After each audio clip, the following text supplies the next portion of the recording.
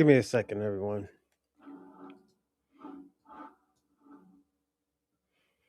Mm.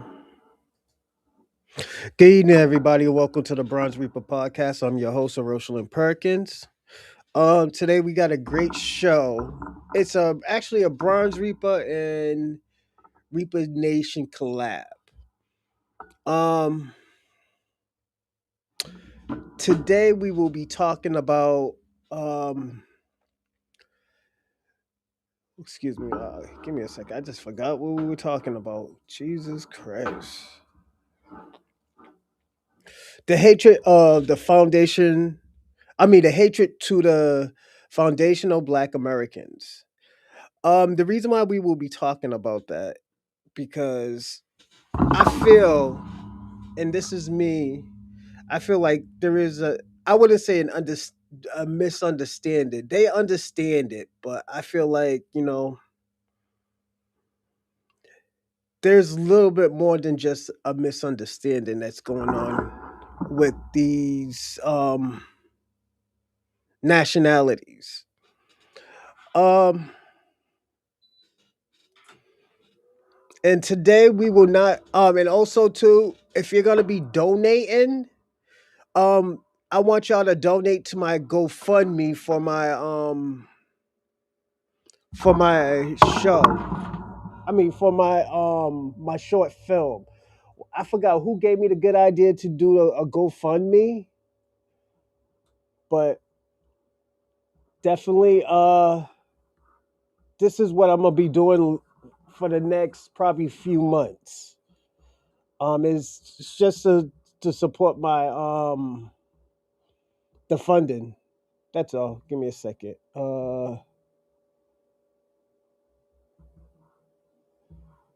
Give me 1 second.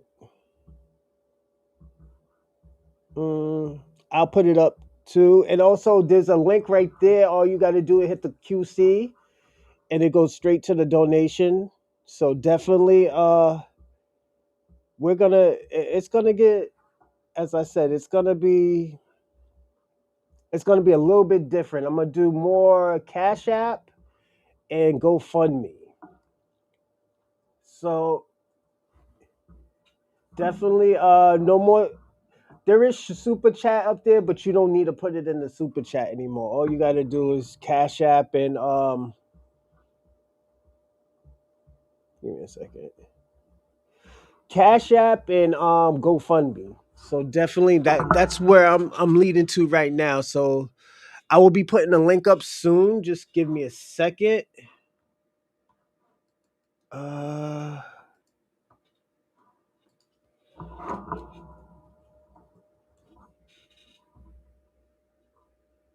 yeah, I'll be putting the link up real fast. So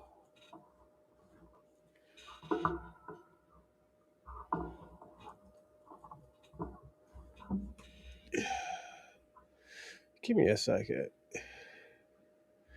I know what to do. Uh,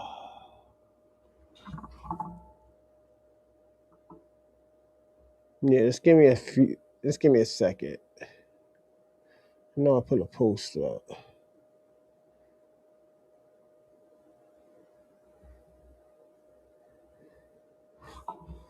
All right, I got it. Mm,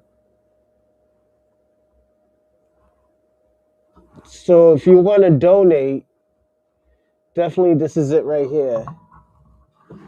That's the GoFundMe, everyone. So definitely hit the GoFundMe. Let's add, let's get busy with this. It's and like as I said too, I'm gonna double it. Whatever it is, I'm gonna double it. It's what I can do. So yeah, and again, thank y'all for the people who does give money and stuff like that. But yeah, do the GoFundMe and also, like I said, the GoFundMe and Cash App. At least with the Cash App, I can send it to the GoFundMe. So yeah, it's that's the little project. That's the new project I'm gonna be doing this year. So yeah, give me a second. Yada yada yada. Yeah. So yeah, this is my fundraiser. I forgot which one of y'all gave me the great idea to do the fundraiser. So um, again, thank you. Thank you again. Thank you. Thank you. Thank you. And it's being sent to everywhere. Um, it's a little more to tell you about the GoFundMe. It's definitely like I said, it's the QC is already up there. Let me see how it looks because I'm gonna use the QC myself. Hold on. Due to the afternoon, expected weather. Afternoon school is canceled. Give me a second. I think my kids got school is canceled tomorrow.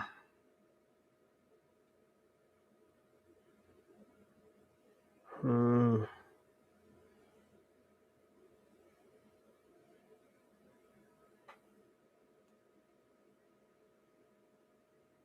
Hmm. I guess it's supposed to snow today, everyone. So definitely, if you're on the East Coast, be careful. Um.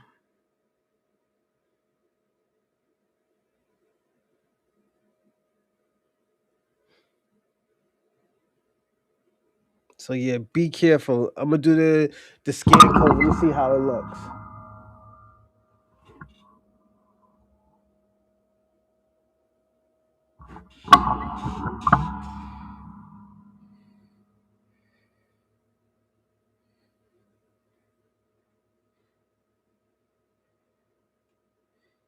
Yeah. So yeah. It's easy.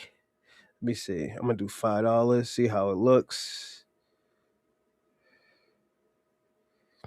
Yeah, it's super easy. You could do PayPal. You do Venmo, Cash App, Apple Pay. There's a lot of things the way you can do it. So definitely, this is how you do it, everyone. It's super easy. So definitely, don't do Streamlab anymore. Do Cash App. Do Cash App and GoFundMe. The GoFundMe. I mean, with the Cash App, at the end of the day, all I'm gonna do is just send it to the I'm gonna send it to the GoFundMe. So either way, how you do it, thank you. You know. But let's talk a little bit about what's going on right now. Today I do want to talk about foundational Black American and how this whole situation has got started. To me, the way how things has got started was, and this is just how I feel, is because people wanted to delineate, and reparations was actually getting a little bit more serious. Black Americans started talking about reparations and people laughed at Black Americans or foundational Black Americans. So the people who were behind it, I mean, who tried to destroy reparations, and I'm gonna be personally honest, it was a lot of white supremacists and foreigners. They thought it was funny. They said Black Americans don't deserve reparations, and like I said, it was a whole lot going on. It got so bad that a lot of people were discouraged. You know, and even till this day, a lot of people who's a name exactly what FBAs that have that other ones being close. Our culture, Shabaka, our culture, our resilience, our lives. That's what a lot of everybody wants. Like our inventions, like I said, it's so bad that Americans had to lie to Black Americans and steal their inventions. You know, try to hide the help that a lot of these white supremacists needed. They needed that black face, but they needed black help, but they wanted the white face of victory. And it's like I said, it is what it is. Let me see what you're asking. Let me. being close to the slave masters don't make you a better. The war with Iran, clear example of first to die for daddy. FBA's best slaves of what's. I'm gonna say this, Shabaka. That's a lot of what you're talking about. I don't even know what you're talking about right now. I do want to say this though. Let me put my words. The whole thing with Iran and stuff like that. That's a money play, man. Everybody know that's a money play. What you think the recession for? You one thing about you, Shabaka, you take this stuff personal and not business. A lot of these white supremacists sees business. They don't see lives, they see money. You know? Money costs wars. Excuse me. They want something in Iran, but at the end of the day, don't forget Iran can attack too. Iran got mass they have WMDs, weapons of mass destruction. So don't sleep on Iran and think they're just gonna settle down. Because technically, I'm gonna be personally honest, America lost that Middle East war in the early 2000s. America got out. American gave up. American got out that country. So technically, America has lost. And also, I want to say this: Pan Africans has never fought white supremacy. Has never fought any slave masters. The only people who always have fought slave masters are Black Americans, also known as FBAs. That's what, and I'm gonna say this exactly, Shabaka. That's what you want. You want this is what Black Americans is actually is. That's what you want Pan Africanism to be. And personally, Pan Africanism will never be that because it's weak. It's a weak movement. They believe in politics. Freedom in politics doesn't go.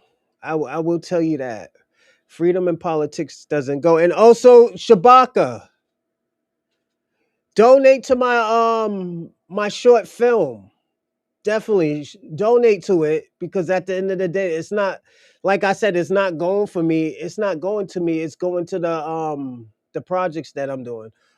Stop stealing the history of African Americans. Stop calling us African Americans. That's very offensive, Black King. You know, your Jamaican ass ain't calling yourself African Jamaican. So stop doing that. That's very offensive. FBAs didn't fight any. Nat Turner fought. John Horse fought. Moses Dixon damn near almost started a genocide, a real white genocide in the South. So you can't really say that. And why would I listen to a Jamaican tell me about my own history?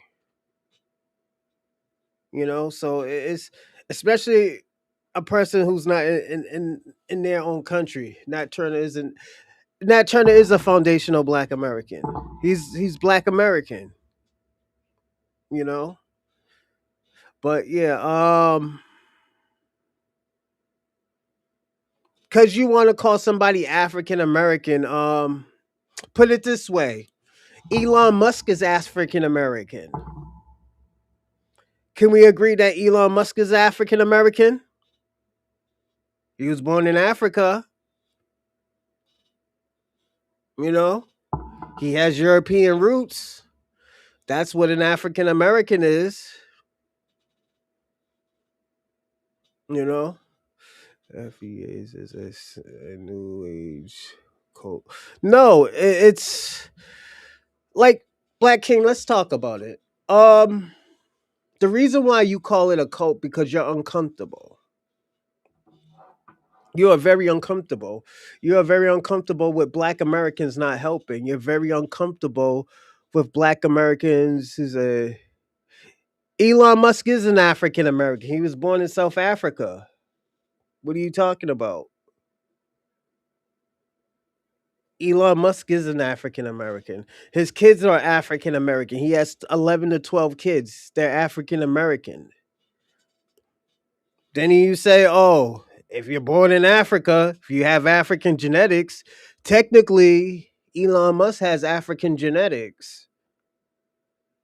You know? What does Black America helps to? Well, that doesn't make sense, the last thing you said, my friend. But yeah, technically Elon Musk's kids is African American as well. You know, it's like I said, they are African American.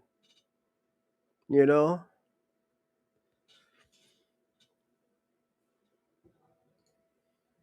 let's see. He is African American. You know, his kids are African American as well.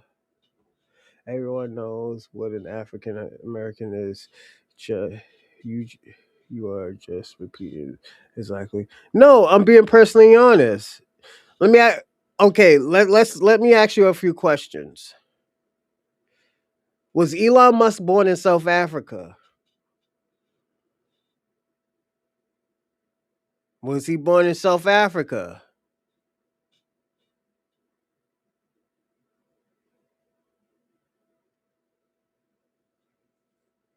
Okay, I'm gonna use another hypotheticals because I know you like hypotheticals. Let's say Elon Musk wasn't an African American. We'll just say he's an African.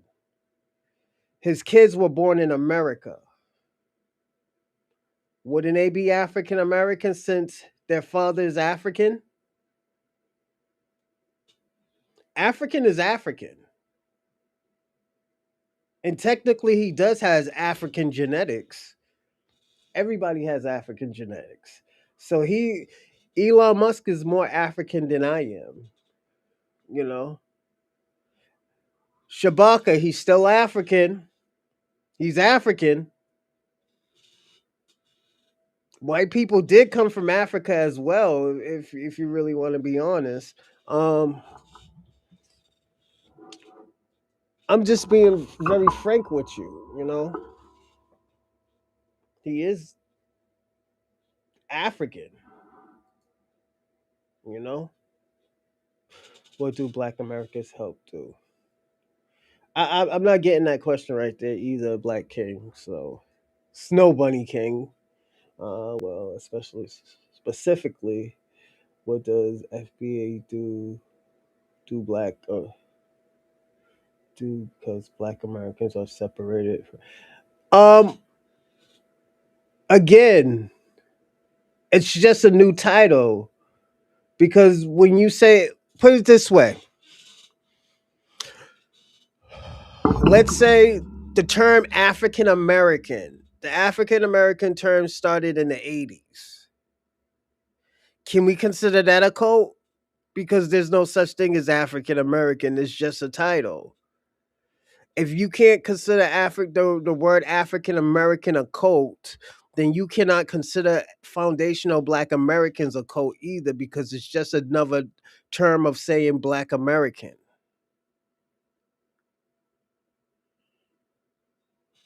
You know, and Black Snow Bunny King, I need you to donate to my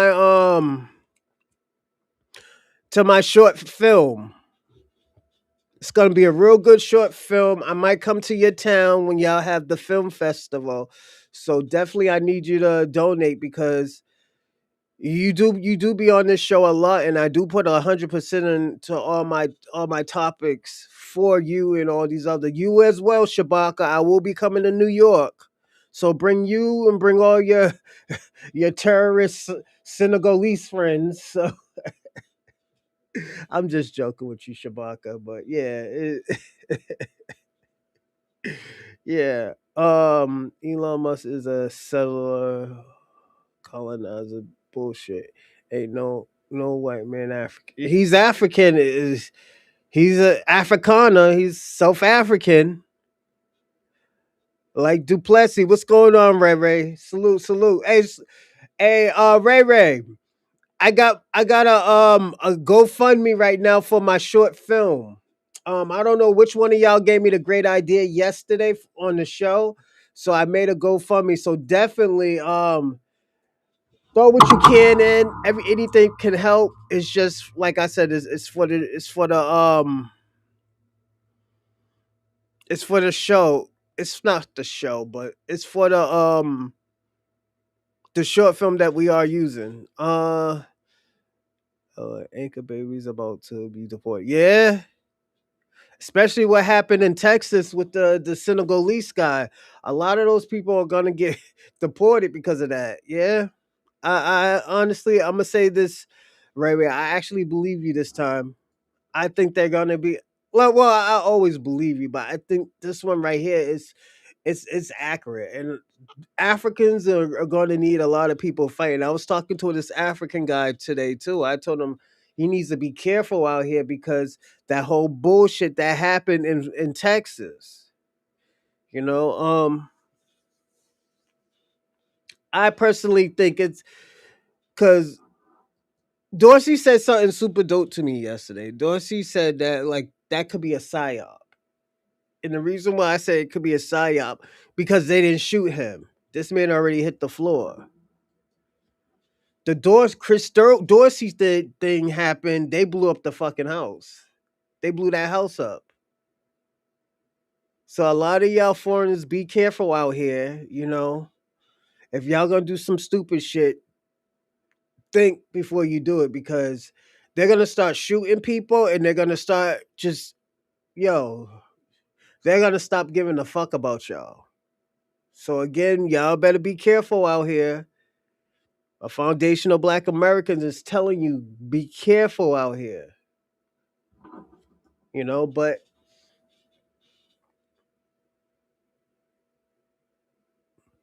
yeah, Elon Musk is an African, you know, so it's you can't get mad at me, Shabaka. I didn't make the rules. Put it this way: when Duplessis won the light heavyweight championship, he brought that championship to South Africa, and he called himself the King of Africa. A white man did. That's the real Black Panther of Africa. It was the white man. It's the white man that you say that is an African. He's an African. He's more African than you. You know why, Shabaka? He lives, breathes, and stays in South Africa. So he's more African than you. And I just got to be personally honest about it. You know, you might see it as trolling, but this is what's going on.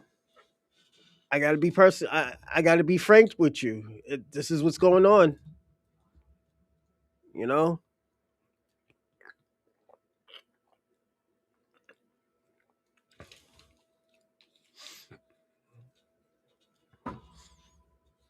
I got to be real frank with you. So yeah,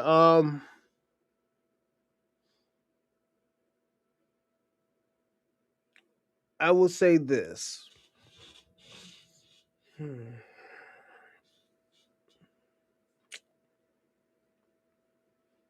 Because I want to go back into it. I want to stay on topic. Uh, and it's my fault about the African because technically he is an African. Elon Musk is an African. It's like if I was born in China, I'll still be Chinese, you know, or Asian because I was born in Asia. Who is you to tell me that I'm not Asian and I was born in Asia? Shabaka, I didn't make the rules. I didn't make the rules who's African and who's not African. I told you I'm Black American and I showed you how offensive that is. You told me no, I'm African. I said, okay, so that means Elon Musk is African American as well. I mean, Elon Musk's kids is African American. And you said that's bullshit. I say, how is that bullshit if their father was born in Africa? You know, you going into oh yeah his culture or colonizer, it doesn't matter. That's like saying all white people aren't American because they colonized this country, you know, and they should be called European, not American. So again, that doesn't make sense. And I'm not trying to confuse you. I'm not trying to say, "Ha, gotcha." No, it's just I'm going by your logic. That means white people can't be American. They can only be European. We shouldn't call them white American or even American. We should call them white Europeans. You know, that's why I said your logic just doesn't make sense. You know, and we're gonna start the show in like 20 minutes. I might have to run out to go get my kids, so I'll put on something crazy for y'all. Um, I do want to say this too. This hate, this FBA hate came out of nowhere. It came out of left field. And the reason why is because foundational black Americans wasn't bothering anybody. They were just saying that they just want to be delineated from all these other people. They didn't want to get caught up in nobody's nonsense. Elon Musk is a German like Donald Trump. You will never be white or Asian. But I'm using your logic, Shabaka. That's saying white Americans are not American. They are white Europeans. That's what I'm saying. That means we shouldn't be calling white people American. We should be calling them Europeans, white Europeans. Because they colonized this country. They colonized this continent. So they should be considered Europeans. You know? And it's not like you're right or wrong, but if you're saying that, oh yeah, if a white man was born in America, they should be American. They could be considered themselves American. But if I was born in America, I can't be a black American. I'm supposed to be an African American, and I have no ties to Africa. You know, this is the biasness that comes. So I told you, since you want to use that, can Elon Musk kids be considered African American because the father is African? It's a white African. He's still African. And we can't say that he's not African. He is African because he was born in Africa. You know. So is Elon's kids African American? What's going on, Convo? We're gonna have a cool, quick show, probably like 2.5 hours. I might come back. I'm gonna have to come back because I gotta go get one of my kids. Um, but yeah, it's like Shabaka. It just doesn't make sense when you say shit like that. You know, he's white and he's from Europe. And he's a colonizer. So that's saying all these white people in America are not American. They're European. They're white Europeans. That's what you're saying. But other than that, let's get back into what we were saying. I want to speak your piece. Color facts. Thanks, FBA Convo. Hey, yo, FBA Convo. No more super chats. No more Streamlab, PayPal. If you're gonna give a donations, donate to the film Brother Morningstar. So if you see that Brother Morningstar up there, you could donate to that. Um, and you could do Cash App, because with the Cash App, I'm just gonna send it to the what you call it, to the donation, to the Brother Morningstar donations. So yeah, definitely I want to see more call-ins. Yeah, me too. So if they gotta call in everyone. But yeah, I will say this.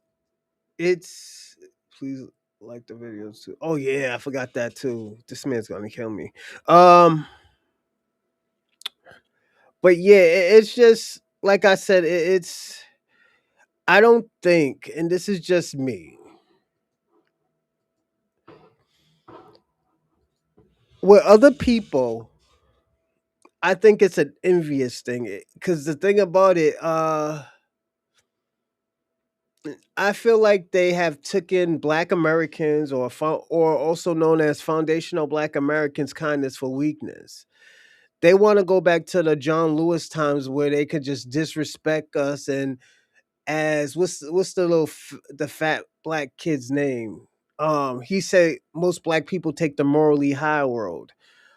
We're not gonna do that. I'm gonna be personally honest. We're not gonna do that. We might kick your fucking back in, you know, or even put hands on you. You don't know. It's a lot of us is different. We don't do shit like that, you know. I do want to be honest with y'all about that. It's don't fall for it. Don't fall for that morally high road. If you're gonna disrespect, and the thing about it, I don't know who said it. I don't know for you, Convo. I don't know if it was Convo. I don't know if it was Bomb's Legacy, or I don't know if it was Dorsey who said it yesterday. But one of y'all said that, and I agree with y'all. To just thinking about it right now, I agree with y'all. When y'all said that, when people say no disrespect, these niggas is trying to disrespect us. Um, and it's coming to a point where it's a lot of this shit that's coming from a lot of these immigrants is very petty. You know, it's very petty because Black Americans don't want to fight for y'all anymore. Black Americans is just handling their own shit, you know, and people are so used of Black Americans helping. Shabaka too, there was only 4% of Africans that went to America. Yes, it was only 4% of Africans. So now you got to understand, where did all of these people come from? This is why Black Americans say, "Yo, we are a mixture." You know, this is why FBA must pick up books. The people. Oh, I agree, but that wasn't me. Oh, okay, okay, okay. Thanks, Convo. It wasn't Convo, so it must have been Bomb Legacy or Dorsey. One of them said it. But it makes sense. I agree with it. I personally do agree with it. And the reason why I do agree with it, because Black Americans is tired. We're tired of the disrespect. We're tired of every time we're trying to get some type of bill or policy. We'll have a melanated person tell us we don't need it. Like Shabaka. I mean, like Black King. Wait, hold on. Let me tell you what this motherfucker Black King said. And he got mad at me. I told him Black Americans is the only ones fighting. And no, Shabaka said Black American, what has exactly Black Americans did for other people. I mean, what does other people want from foundational Black American? I said our cultures, our inventions, our style. I was like, they technically want our lives. So then after that, Black King says, stop stealing history. It was African Americans. I was like, it's offensive when you say that we're African American and we're Black Americans. And he said, well, because I told him because I named more. I was like, Nat Turner, Moses Dixon, and I said Moses Dixon's damn near genocide a lot of these southern white folks down south. If the Civil War never started, he would have been genociding a lot of these people, you know. And he said, no, they're not FBAs. I said, then what they are? He said they're African American. I said, that's very offensive that you call people black. I mean, African Americans, and you know that we're Black Americans are also foundational Black Americans. Then he tried to say, oh yeah, it's a cult. I was like, if you're gonna call if you're gonna call Black American, I mean, if you're gonna call foundational Black Americans a cult, you have to call African Americans a cult, because it's just another title. Just another title term for Black Americans. And he said, no. I said, yes, it is. I was like, what you're doing, I said, what you're doing, is you're taking names from a lineage or where a person's was. I said, we know nothing about Africa. You thinking we're African. I was like, if it's like that, Elon Musk and his kids can be considered African American. He said, no, they cannot. I said, yes, they can. I said, is it Elon Musk from South Africa?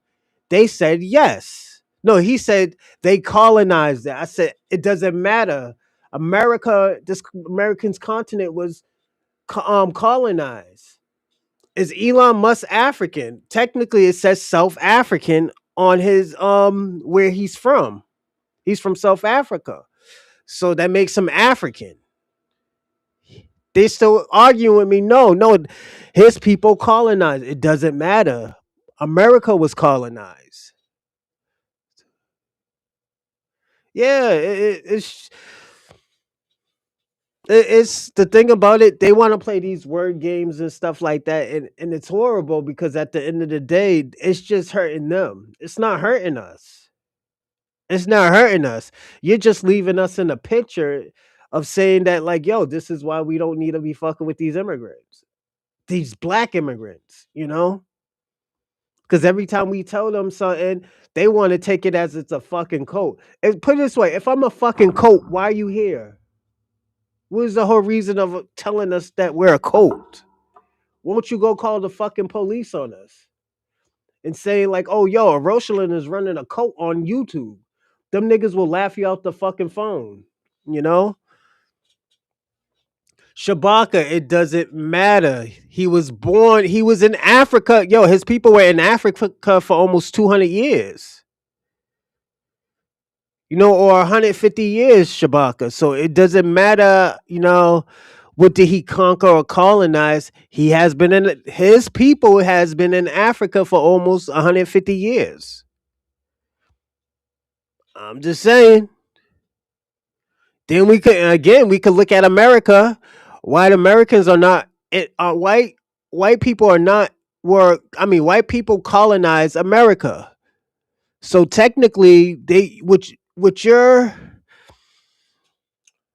ideology, white people wouldn't become American. They wouldn't be American. They would be considered white Europeans. That's why I say, yeah, you get technically you're wrong. You know, you can't call them white. You can't even call them American. You can't call white people American. You know,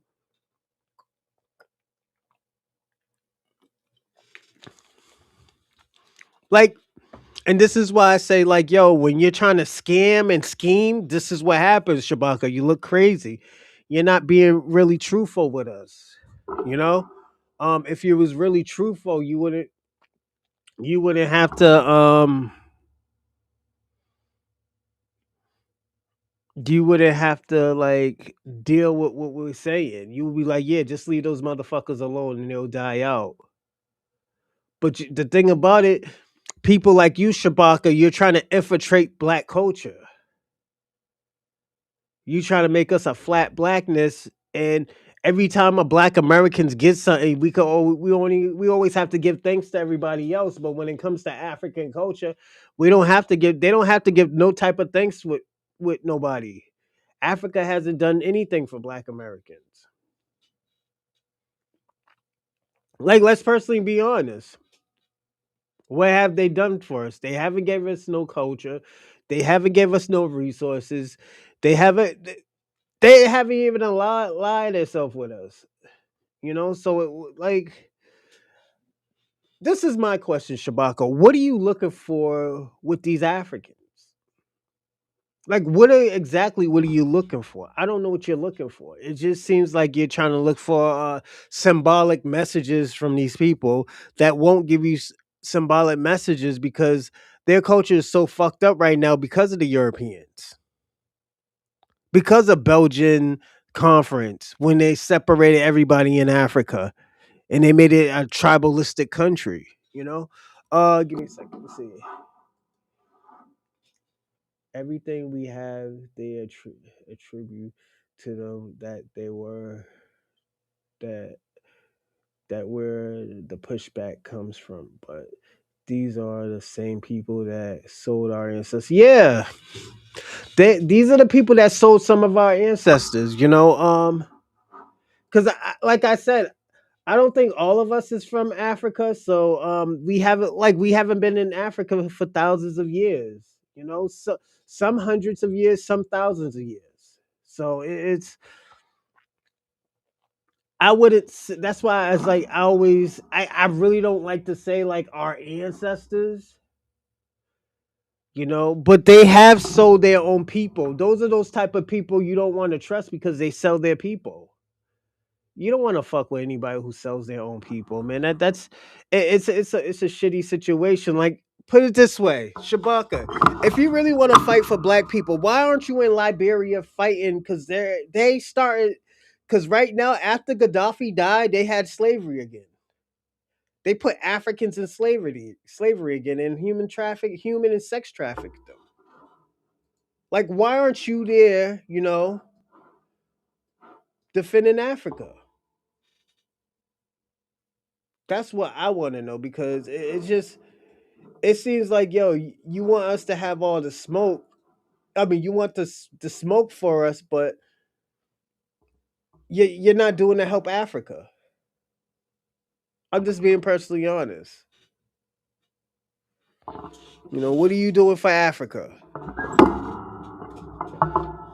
You know, they not gonna die out there. They gonna lose power. Iran is kicking your daddy's ass. Freedom. Shabaka, you think I care about that shit? I don't care about that shit because you know why? It doesn't affect black people. I've been told you last year when you don't have a common enemy, all these people are gonna turn on each other.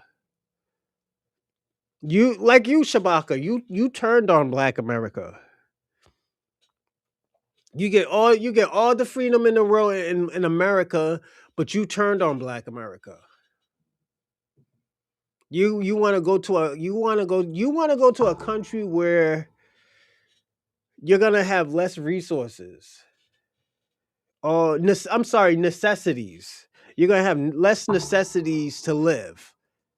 Second of all, you're not even a citizen in America. I mean, in Africa. So anything that you have in Africa, you can only have for like less than 50 years. Then after that, the people are gonna take your shit. We know how Africa is, and it is what it is because that's their system, and I can't get mad. All I gotta do is if I'm living there, I gotta respect that system. I'm like, this is what comes with it. And you have to bring a bag out there, Shabaka. I don't know if you're retired or not, but yeah, it's it's a sad situation, Shabaka, of what's going on in that country, and that's just me. You know, that's just me. It's just a sad situation that's going on in Africa, and like I said, it's not their fault. It's the fault of it. Personally, put it this way: it's the fault of y'all not doing anything. Like, for example, when shit was going on in Congo, y'all should have got together and basically killed off those people. Now these people are much more stronger because they have your resources to build and make whatever they want. Rose, they already lost, so they troll. Yeah, that's what it is. That's what it is. That's what it is. Convo. They lost, man, and at the end of the day, they want us to be like them. But we can't do that, man. I'm gonna be personally honest. We can't live like that. You know. And Shabaka, if you want to live like that, by all means you can. But I'm not gonna tell my people to do that.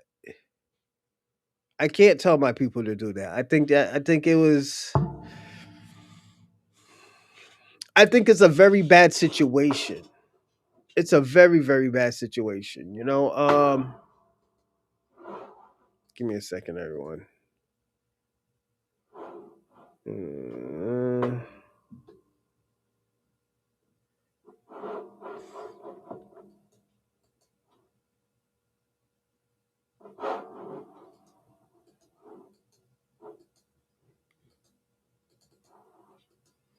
yeah, it's a bad situation, man. I just want, and this is me. Like I'm gonna tell y'all, I just And I'm gonna say this, Shabaka, you got to stop dick riding all these people, man. It's not a good look, man. Um, Three blacks were the first to die in Iran. Africa has the most resources worldwide. The FBA is not fighting for anything. What is FBA?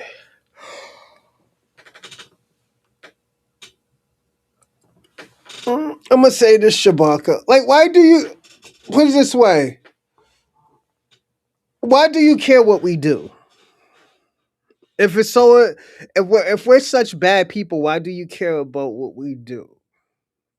You know, and the reason why I say that because, like, you look like a hater, Shabaka. You really look like a hater, man. And like, I get your frustrations and stuff like that. That you're mad at Black America because they don't want to help Africa. They don't want to help liberate after Africa. We don't want to send our money to fucking Africa. We don't want to send our money there. Why the fuck will we send our money to a fucking country that we have no citizenship to? That that won't give us citizenship.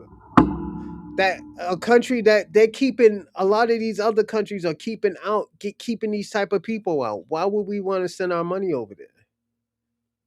You think I'm gonna say this? You're okay with Black Americans being scammed. Me, I'm not okay with that.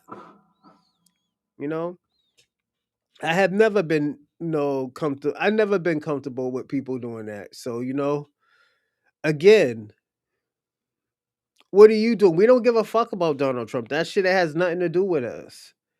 And like, this is your problem, Shabaka. You want us to be involved with certain situations where it has nothing to do with us. Foundational Black Americans is on point. We're on code. We're saying we're staying out of this bullshit until it comes to our steps. Then after that, we getting busy. But you want us to fight for the Browns. You want us to fight for the Africans. You want us to fight for everybody except ourselves. You didn't know. You want us to fight for them, but you want us to hold hands and sing "We Shall Overcome." No, nigga, it's time for y'all to fight. Like, Shabaka, let me ask you a question. Why are you scared to fight? I just want to know. I want to know why Shabaka is scared to fight, the white supremacists. Like, Shabaka, you're waiting for black people to help you, man, and it's sad because it it shouldn't be like that, Shabaka. It should be like, oh, you know what? I got this. This is an African situation. This ain't a Black American situation. Black Americans ain't gonna get it. Or know what? Black Americans don't want to help. Like, y'all been kicking and screaming ever since we say no that we want to delineate.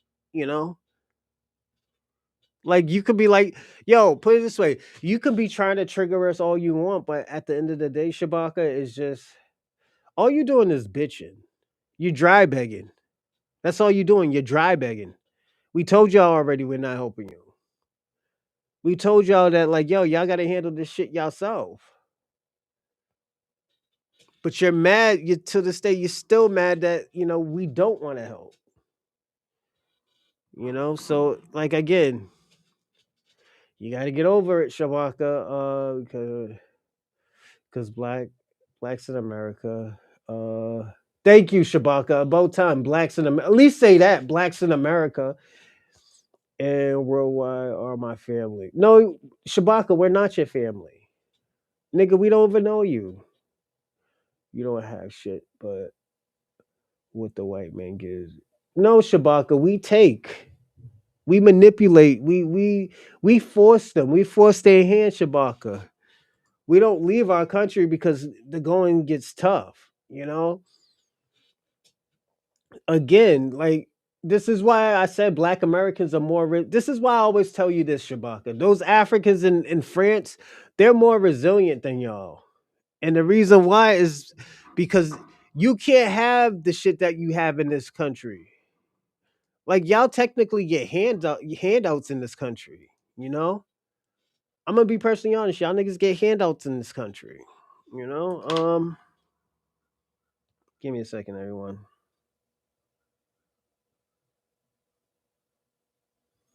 Yeah, y'all niggas get handouts in this country. So it's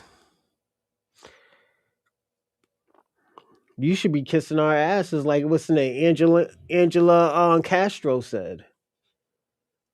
We're more resilient in this country, and that's why I always tell you all the time, Shabaka. Those Africans in France, they're more resilient than y'all, and those are hood people. Those ain't we shall overcome type of people. Those are hood people. Those will be because if they were in America, those niggas will be considered project people. Those will be project kids. You know, like everything that they do, it is kind of similar to America, but it's not. Yeah, delineation is whooping they at. Yeah, it is. Look at how Shabak is acting. I'm sorry, acting. He's acting like yo. This nigga act like I sent him back to his country or something. And it's Shabak. You just got to stop it, man. It's just like this is why I'm trying to say, Shabak. If you love Africa so much, why don't you go to Africa? You've been saying that you're gonna be going to Africa for like the last 2 years. I met you. I met you what 2 years ago, I think, or a year ago, and you're still talking about you're going back to Africa, nigga. You ain't going back to Africa. Once your phone stop working, you're gonna be like, man, fuck that. I'm coming back home. You know.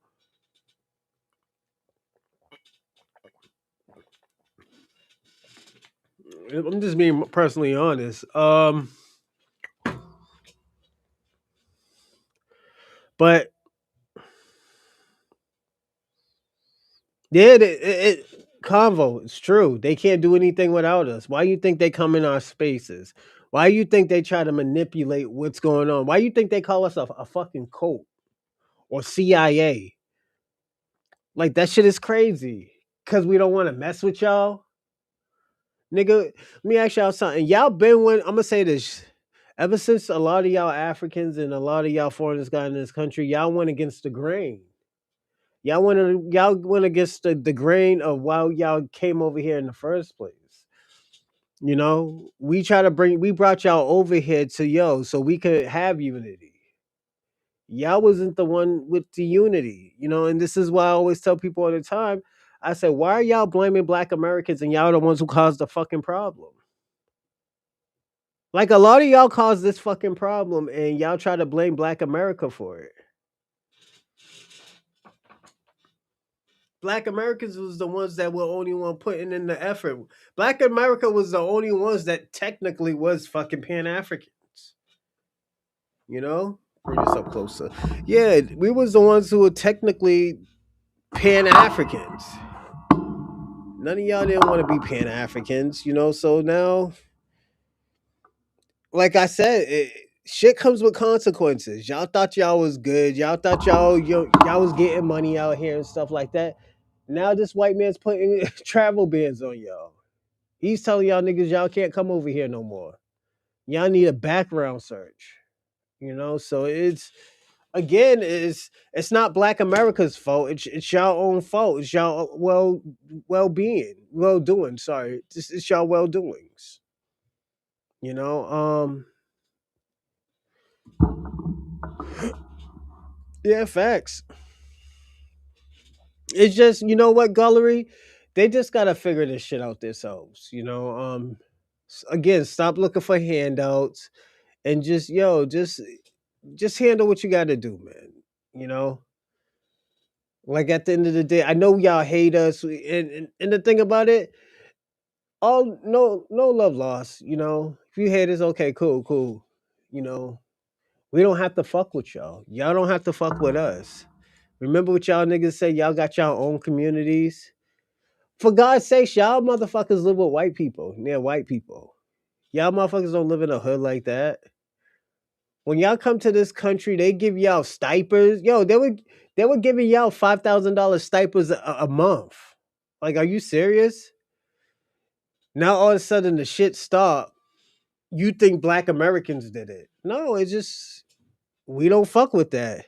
They hate us because we descend from Atlanta. Order mystic masonry. If all FBAs read that we would understand why they here.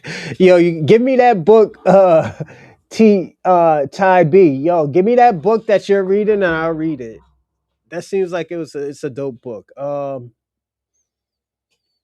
Yeah, but yeah, and then, like I said, it's as I told Shabaka before, because I don't see him in the chat. Oh shit, you don't, Shabaka? You out here blocking people? The fuck?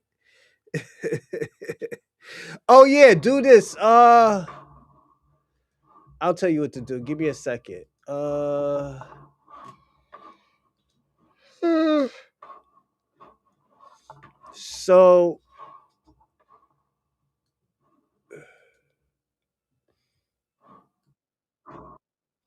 So go on the top where it says top chat and make it live chat.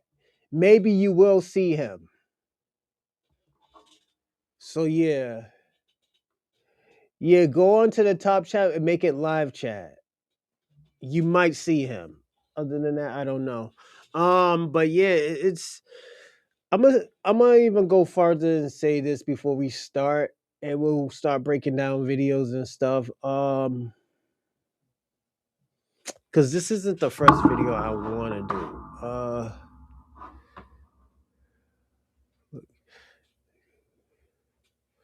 Yeah, it's sad out here. I'm gonna say this, and this is just how I feel about certain situations. How is Africa becoming free and the FBA's is in America dying? So Donald Trump can try to rule. Shabaka, let me ask you a question. Why do you care? Go to Africa. If this is how you feel about Africa, go to Africa. Go be happy. You know? Like, let me ask y'all a question. Why are y'all the only ones that tell me, oh yeah, we're doing wrong and this country is so beautiful, but y'all niggas ain't there. Y'all just fled like a motherfucker there. You know, it's called Oriental Mystic Masonry. All right, I'm gonna look that up. But let's watch this. Hold on, let me fix this video because I want to watch this first video first.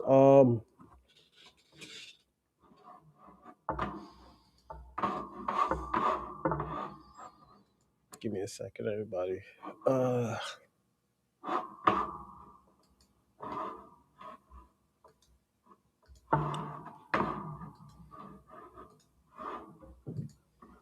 So this first video I want to start is with 3 Africans and how they feel about Black Americans. And like I said, a lot of this stuff that they say about us it's never been true.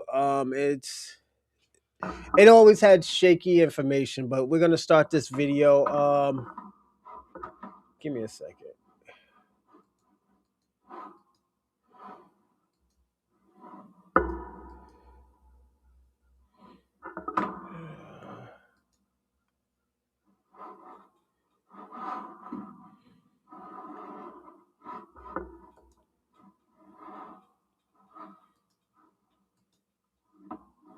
All right, here we go. You always looking for to call the foundational people are crazy. Let's just start there. It is an act of desperation to call yourself anything other than what you are. Why are you always looking for to be called something else? We are a rich culture. We are a beautiful culture. I wanted to, because this was around obviously the whole Black Lives Matter movement, Yeah. George Floyd. What were your thoughts and reflections on it? And the reason why I want to get your perspective is with this podcast, we have so many people around the world who watch. A lot of them are based in Africa. They don't really sometimes understand the systems that in America of racism and what that looks like. Could you help break it down for our audience? Like, what was that period like? What is the historical context? We do have time, but basically like educate our audience as to what's going on in America that they might not necessarily have insight to, especially because, sometimes we do have the divisions between Africans and African Americans. So giving that context that enables them to understand what's going on. Yeah, I mean, so a lot of folks, especially when I'm on the continent, they'll ask me in complimentary ways, like, "Oh, where are you from?" If I say America, they're like, "Oh, this one. She doesn't. She claims America, but her parents are from Nigeria. She doesn't want to tell me." I'm like, "No, my parents are from America. My grandparents, my great grandparents. 10 generations."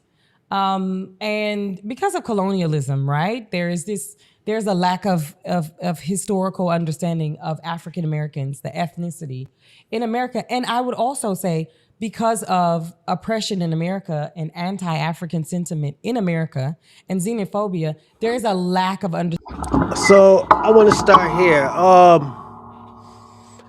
It has never been hatred for Africa ever. We probably might joke around with Africa. Like me, I joke around with y'all niggas all the time. Say, yo, yeah, y'all eat monkey knuckle fingers and shit like that. You know, y'all eat monkey foot soups and shit. I just be joking with y'all when I be saying shit like that, man. And it's no ill will. It's just to get y'all talking and stuff like that. It's just sometimes y'all just get off topic. Well, y'all Africans and Caribbeans and Latinos get off topic. So I do that so y'all can try to fit in with Black American culture. But what she's doing, she's picking a side. She's a Pan African, and it's cool. But at the end of the day, don't get mad at us because we don't want to be Pan Africans. We don't want to be considered as African Americans. There's an issue with that. And at the end of the day, she's talking about she's 10 generations down. But where did this Nigeria stuff come from? So we got to keep on going on. Why is she talking about Nigeria and you're 10 generations in America? Just doesn't make sense. About what happens on the continent, right? To be fair. But African Americans are, they came to the United States in the 16, 17, 1800s via slavery, right? They snatched us from West Africa. Most of us isn't from Africa. That's the thing. That's why I keep on telling you 4% of Africans, hold on, drink home.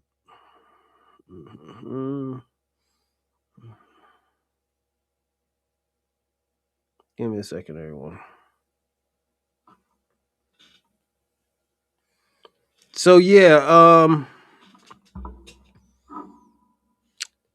not all of us is from Africa. There was a very small percentage that came here from Africa, and if you want to be, oh yeah, this hatred for Africa, you actually got to look at the history with Blacks and Africans, or Africans and African people that were sent to America.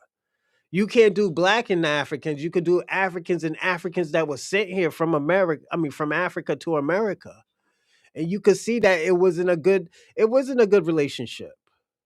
So if a person is saying like, "Yo, I don't want nothing to do with them crazy niggas. They out here selling their own people." They shouldn't get mad because the shit is true. This shit is true. y'all sold y'all peoples to the devil. Then you're gonna act like, oh, Black Americans should be friends with these folks. No, absolutely not. Let me say this. If these people feel a certain type of way, they feel a certain type of way. And we can't tell these people how to feel. I'm just gonna be personally honest. We can't be telling these people how to feel. And took us to the Americas, all across the Americas. But the Black American population is really unique in that we were proximate to our white enslavers. Whereas in the Caribbean, Jamaica, Brazil is a little bit closer, but in the Caribbean, they weren't, right? Like they were 90% of the population because the white people couldn't survive in Jamaica. The climate, yeah. Right, the climate. But we were always proximate to our enslavers. And, after slavery, there was Jim Crow, which was segregation. They drank at this water fountain, we drank at that water fountain. We went to these schools, they went to that schools. Very similar to South African apartheid. Very, very similar to South African apartheid. But Black Americans, like South Africans, fought really hard to get out of it, right? Like some would say violently. Martin Luther King came along, it was peacefully, but fight for everything. Access to voting, the 1965 Voting Rights Act, access to education, not just to be integrated into schools with white people, but for funding and also to be able to access college. And so what you have in America, you very rarely you find a Black American with a parent and a grandparent who went to college because it wasn't that long ago. And so what we have in our current, and I'm being very short, but Yeah. what we have in our current context is so much of the oppression exists now in systemic discrimination. Not so much as cosmetic, though that cosmetic exists, right? We have more colorism cosmetically. They will elevate Black people, but a lot of times it's lighter skinned Black people who are proximate to whiteness, all of these things, specifically women. But it's more systemic. Like, you have to have a PhD in order to get the same job as a white man who has a high school degree, or you have to have 10 years worth of work experience. So it's more systemic. And the biggest challenge, I would say, is the police. In the United States, and people are always shocked. The people are armed, the police is armed, the government is armed, everyone has a gun. I'm gonna say this. What confuses me about her is she's acting like she don't know what the fuck is going on, and why we don't really fuck with these people, and I'm using these people loosely because, like I said, a lot of these people aren't the people that are in France. Those people who are in France are united. They're from West Africa, East Africa, Central Africa, but they fuck with each other. You know, a lot of these people in America, they're very tribalistic, and she's acting like she don't know what's going on. And this is the baffling thing about the whole situation is that she can't tell the truth. She can't tell the truth. You know? Get the same job as a white man who has Oh a yeah, that too. Oh yeah, black man can't get the job. You have to have like a PhD just to get a. I hate that shit. That's Democrat talk. That's Democrat talk. And I'm gonna always say this. It always has been like that.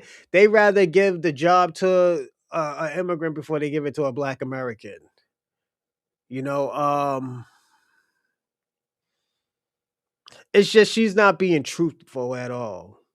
And I don't like this Democrat talk and stuff like that because like I said, I seen both sides of it. My mama got fucking 3 degrees. My mama got 3 degrees, and it wasn't easy for my mama. But at the end of the day, I've been on the side where yeah, your requirements isn't up to par or some stupid shit like that. They'll hit me with that. So it's she's lying. And I don't like these type of women because they lie just to please these other people. She probably and the thing about it, sometimes you gotta check who these people are dating because they're off code. This lady's off code. She's off code. Well, a whole bunch of black Americans. She knows she doesn't talk about our grandparents back in the days, our great grandparents back in the days saying like, yo, those people who coming from other countries, you better be careful with them. Where you think the skinfolk and kinfolk came from? From the Sambos and people who wasn't from our culture. high school degree, or you have to have 10 years worth of work experience. So it's more systemic. And the biggest challenge, I would say, is the police. In the United States, and people are always shocked. The people are armed, the police is armed, the government is armed, everyone has a gun. And the police use guns, and there is this perception. Bitch, go get a gun. She act like she can't get a gun out here. She act like she can't get a gun.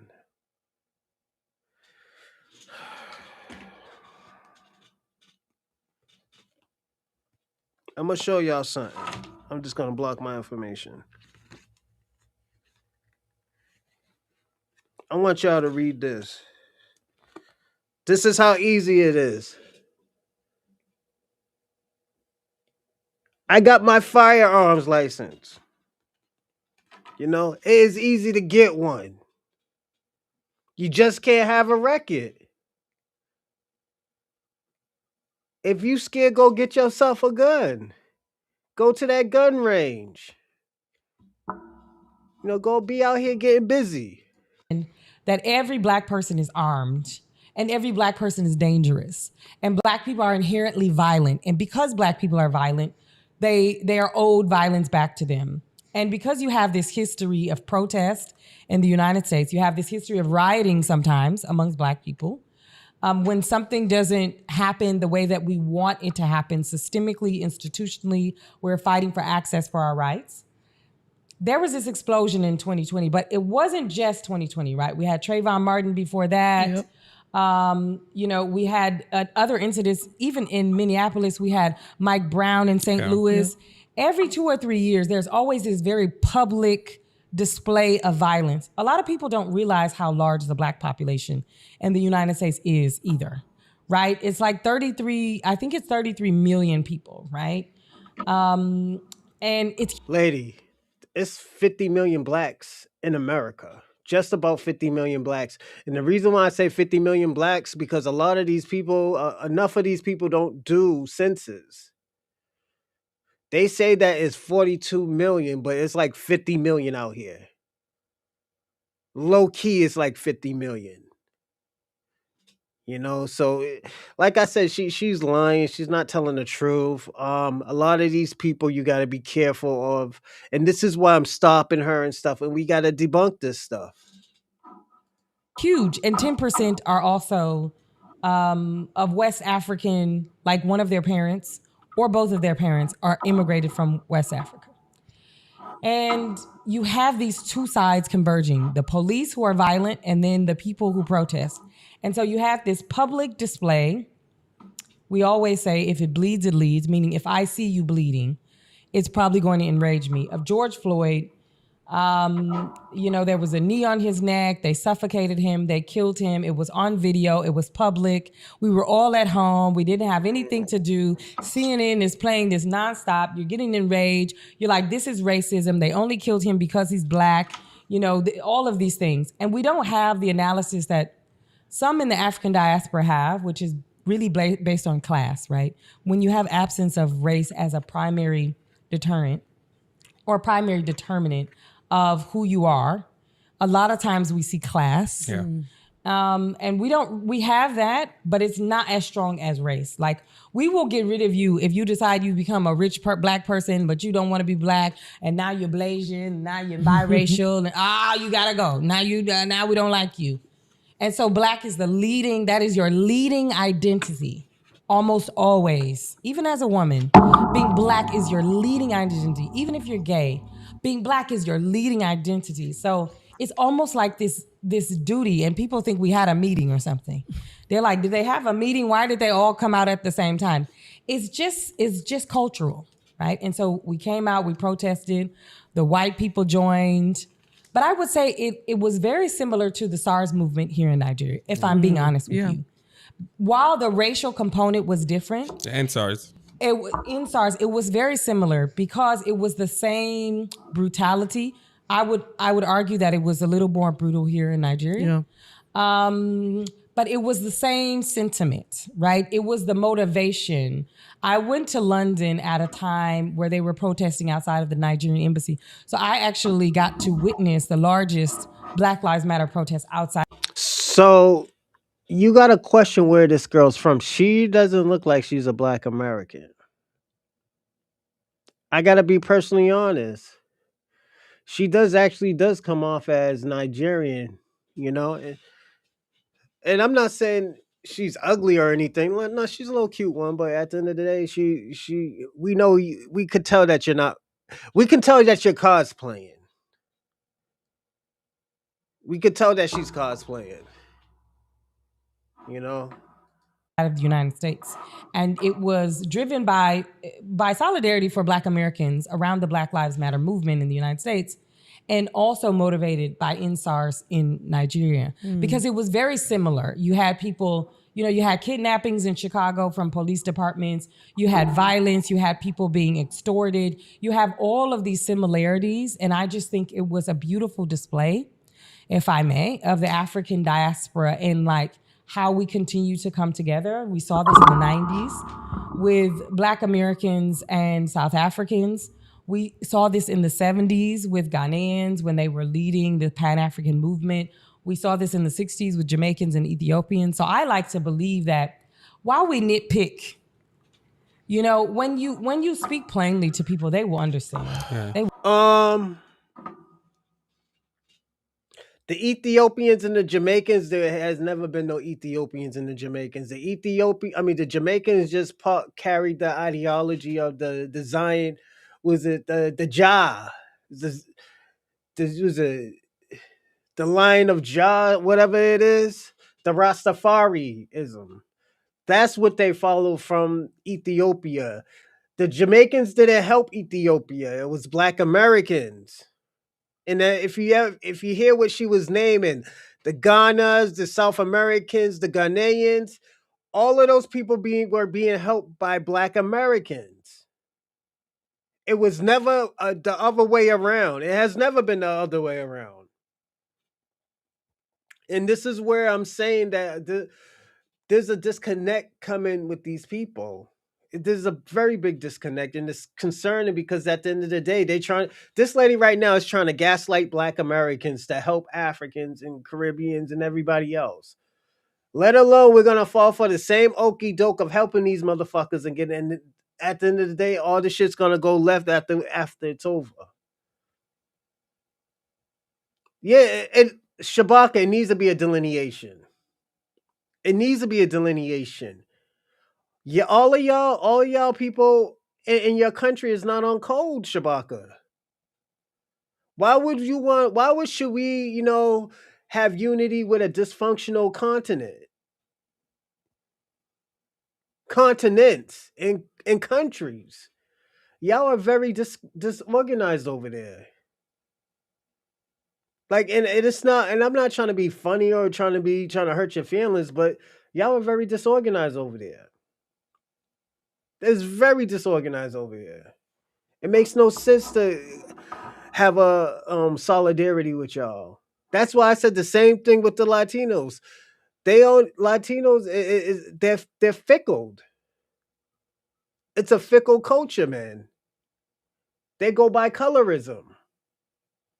will understand. You know, the thing too that I hope this particular recording helps dispel, because there's this whole thing around like foundationally Black Americans, FBAs, this whole thing. And for me, it's like there's a level of ignorance in it, because when you go back and look into the history, you're talking about Black Panther Party. They had membership across the globe. You're talking about they were going as places as far as China. They had African allies as well. So this whole narrative where it makes it seem like we're in competition with each other is something that I would love for us to dispel. I want to get your thoughts on that. The foundational people are crazy. Let's just start there. It is an act of desperation to call yourself anything other than what you are. Why are you always looking to be called something else? We are a rich culture. This is why I said we. We. I gotta figure out what this lady's name is. Give me a second. Her name is. Give me a second. I'm gonna look this lady's name up.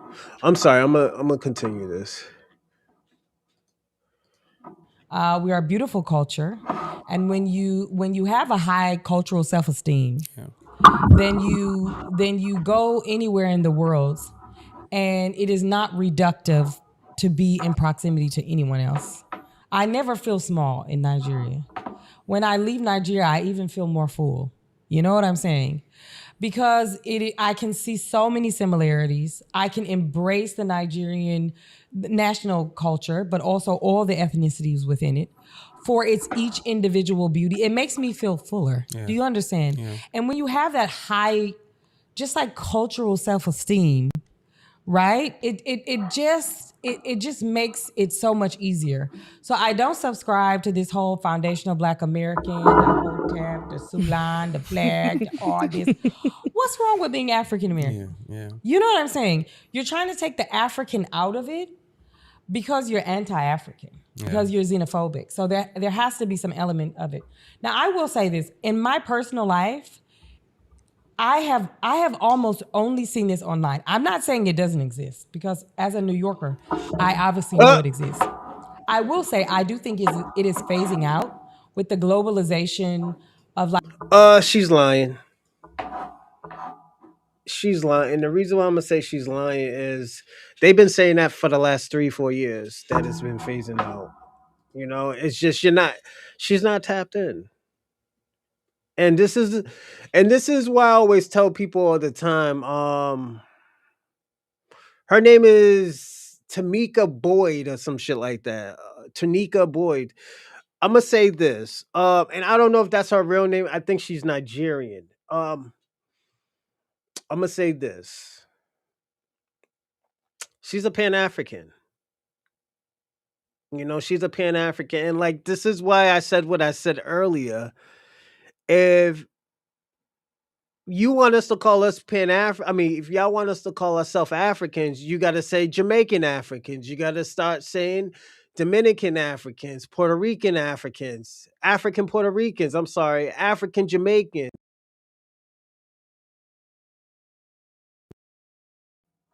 You know, you got to start saying that. The thing about don't forget, yeah, we have a rich culture, but I don't think she's a part of that culture. Like I'm gonna be personally honest. I just if she is, I think she's a Pan African. And this Pan African shit is dying out. Cause like, look it, the Pan Africans changed their name. They're black nationalists now. They're running around here talking about they're black nationalists. Like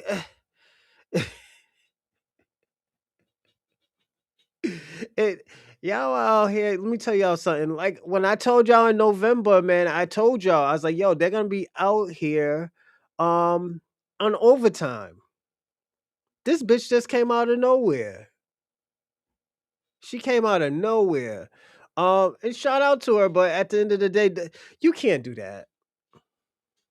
You can't do that. Don't get what she's trying to do is trauma bond. I'm not trauma, and you're gonna get a lot of people like me, bitch. Don't try to trauma bond with me. We are two different people. That's what I'm gonna have to say, bitch. Don't trauma bond. Yeah, you get your husband, I'll pistol whip the nigga. Don't try to trauma bond with me. We are all different. She's not saying all this. Let me tell you something. These type of raggedy bitches only, and I'm gonna say, and I'm gonna say this. This raggedy bitch is only looking for. They want us to keep on falling for the same okey doke, helping these motherfuckers, and after that, these people will be like, "Oh yeah, look at the black man. They're lazy. Look at the black women. They're baby mamas," and not understanding that it's their people adding on their bullshit to ours. And it's mostly them. That's their culture. In Africa, that's their culture to leave your fucking kids. It's their culture to have 6 or 7 fucking different families and people are just finding out. Thank you, Gullery. You know, that Pan African shit hasn't worked in the past 80 years, 60 to 80 years. It hasn't worked. Like, look at Shabaka. Shabaka's still talking about, oh yeah, nigga, we're getting Africa together. Nigga, you had since the 60s to get that shit together. That shit is not gonna be together. You need to fix the infrastructure of Africa. I've been told y'all niggas. Why ain't this bitch in Africa trying to fix Africa? But she want black Americans to go to Africa and fix it for them. Nigga, you lost your fucking mind. Do I look like Red Cross or the Jimmy Foundation? Nigga, do I look like Mr. Beast? I'm not fixing no fucking country in Africa. Y'all talk about y'all got all these doctors and celebrities. Why aren't they fixing Africa? Because they don't like Africa. They don't want to go to fucking Africa. They like, shit, I ain't gonna be shitting in the streets no more. There's white bitches all over the place. Remember, what's her name? Was it Mona Leo's fucking manager? He like his women like he like the drugs. White. That's what he said. And you want us to help these motherfuckers out here? No, you crazy. Fix your country. Stop trying to tell us what our fucking culture is, because that African American shit started when I was young, when I was a baby. When I was a fucking tadpole, probably. So don't start that shit. Don't be like, oh, well, you know, why do they got a problem with African Americans? Because we're not Africans. We're far out of Africa. Why isn't everybody else calling themselves African? Why aren't these niggas calling themselves African Jamaican, African Trinidadian, African St. Lucian? You want us to call us African American. You know what, bitch? You can eat a dick, nigga. I'm going to say that. Bitch, eat a dick. Fuck that shit. Ain't no. And the thing about it, let me ask y'all a question. And Shabaka, this is to you. All that shit you say about Tariq Nasheed, he gives back to Africa. He gives money to Africa. Now, let me ask you a question. How much money have you gave Africa of fixing their country? How much money have you gave them for building wells and shit? How much money have you given, Shabaka? Or you just talking, selling wolf tickets, nigga? How much money have you gave? Because you haven't gave money to this fucking channel. I know that. So again, how much money have you gave to Africa? The continent of Africa. This motherfucker gave thousands of dollars to Africa. What about you, Shabaka?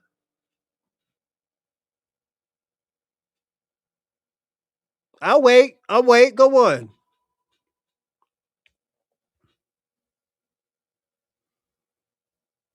How much money? Since Tariq Nasheed the pimp gave Africa money to help build their infrastructure, what about you, Shabaka? How much money have you given since you like the pocket watch? You see that the niggas going ghost. Like so many cultural elements with Afrobeats, with fashion, almost always, there have almost always been people who have immigrated from the continent of Africa to the United States. Legal immigration, right? Almost at the end of when we were transitioning from being African to African American, a distinct culture with Cap. Now she's lying. My Grammy, my great Grammy never said anything about no African American. That motherfuckers till this day still don't know what an African American is. They say, I'm not from Africa. The fuck? African American? What's that? Shabaka ain't supporting no fucking Africa. Shabaka don't even support this channel, and he be doing all the woofing on this channel like a motherfucker. I'm gonna be personally honest, Ty B. elements of the entire West African culture experience. Then you had immigration. And like you said, always in the civil rights movement, not just from West Africa, East Africa, South Africa, even North Africa, also parts of the Caribbean, South. What did they contribute? What did they contribute? They didn't contribute anything. And I didn't say create or lead, I said contribute. Stokely Carmichael was a grifter. See, Shabaka, like I said, you didn't give no money to fucking Africa. Shut the fuck up. Thanks, Convo. Salute. Yeah, Shabaka ain't giving no money to Africa. Talk all this Pan-African bullshit. This nigga ain't giving no money to Africa. You know? America, a part of being African American, how I grew up, was always Pan-African. Yeah. That was always the experience. That was the beauty of being African American, was that it was a global and a Pan-African experience. And so this new stuff, I don't know nothing about stuff. that. Yeah, see, I don't subscribe to that. I just ignore, I block. and I move on. You protect your peace. Yeah, I protect my peace, and they come for me too. What would you They say I'm say? African, pick me. African pick me. God has picked me. God has picked me. What? It's crazy. I think it's, I don't know. I think,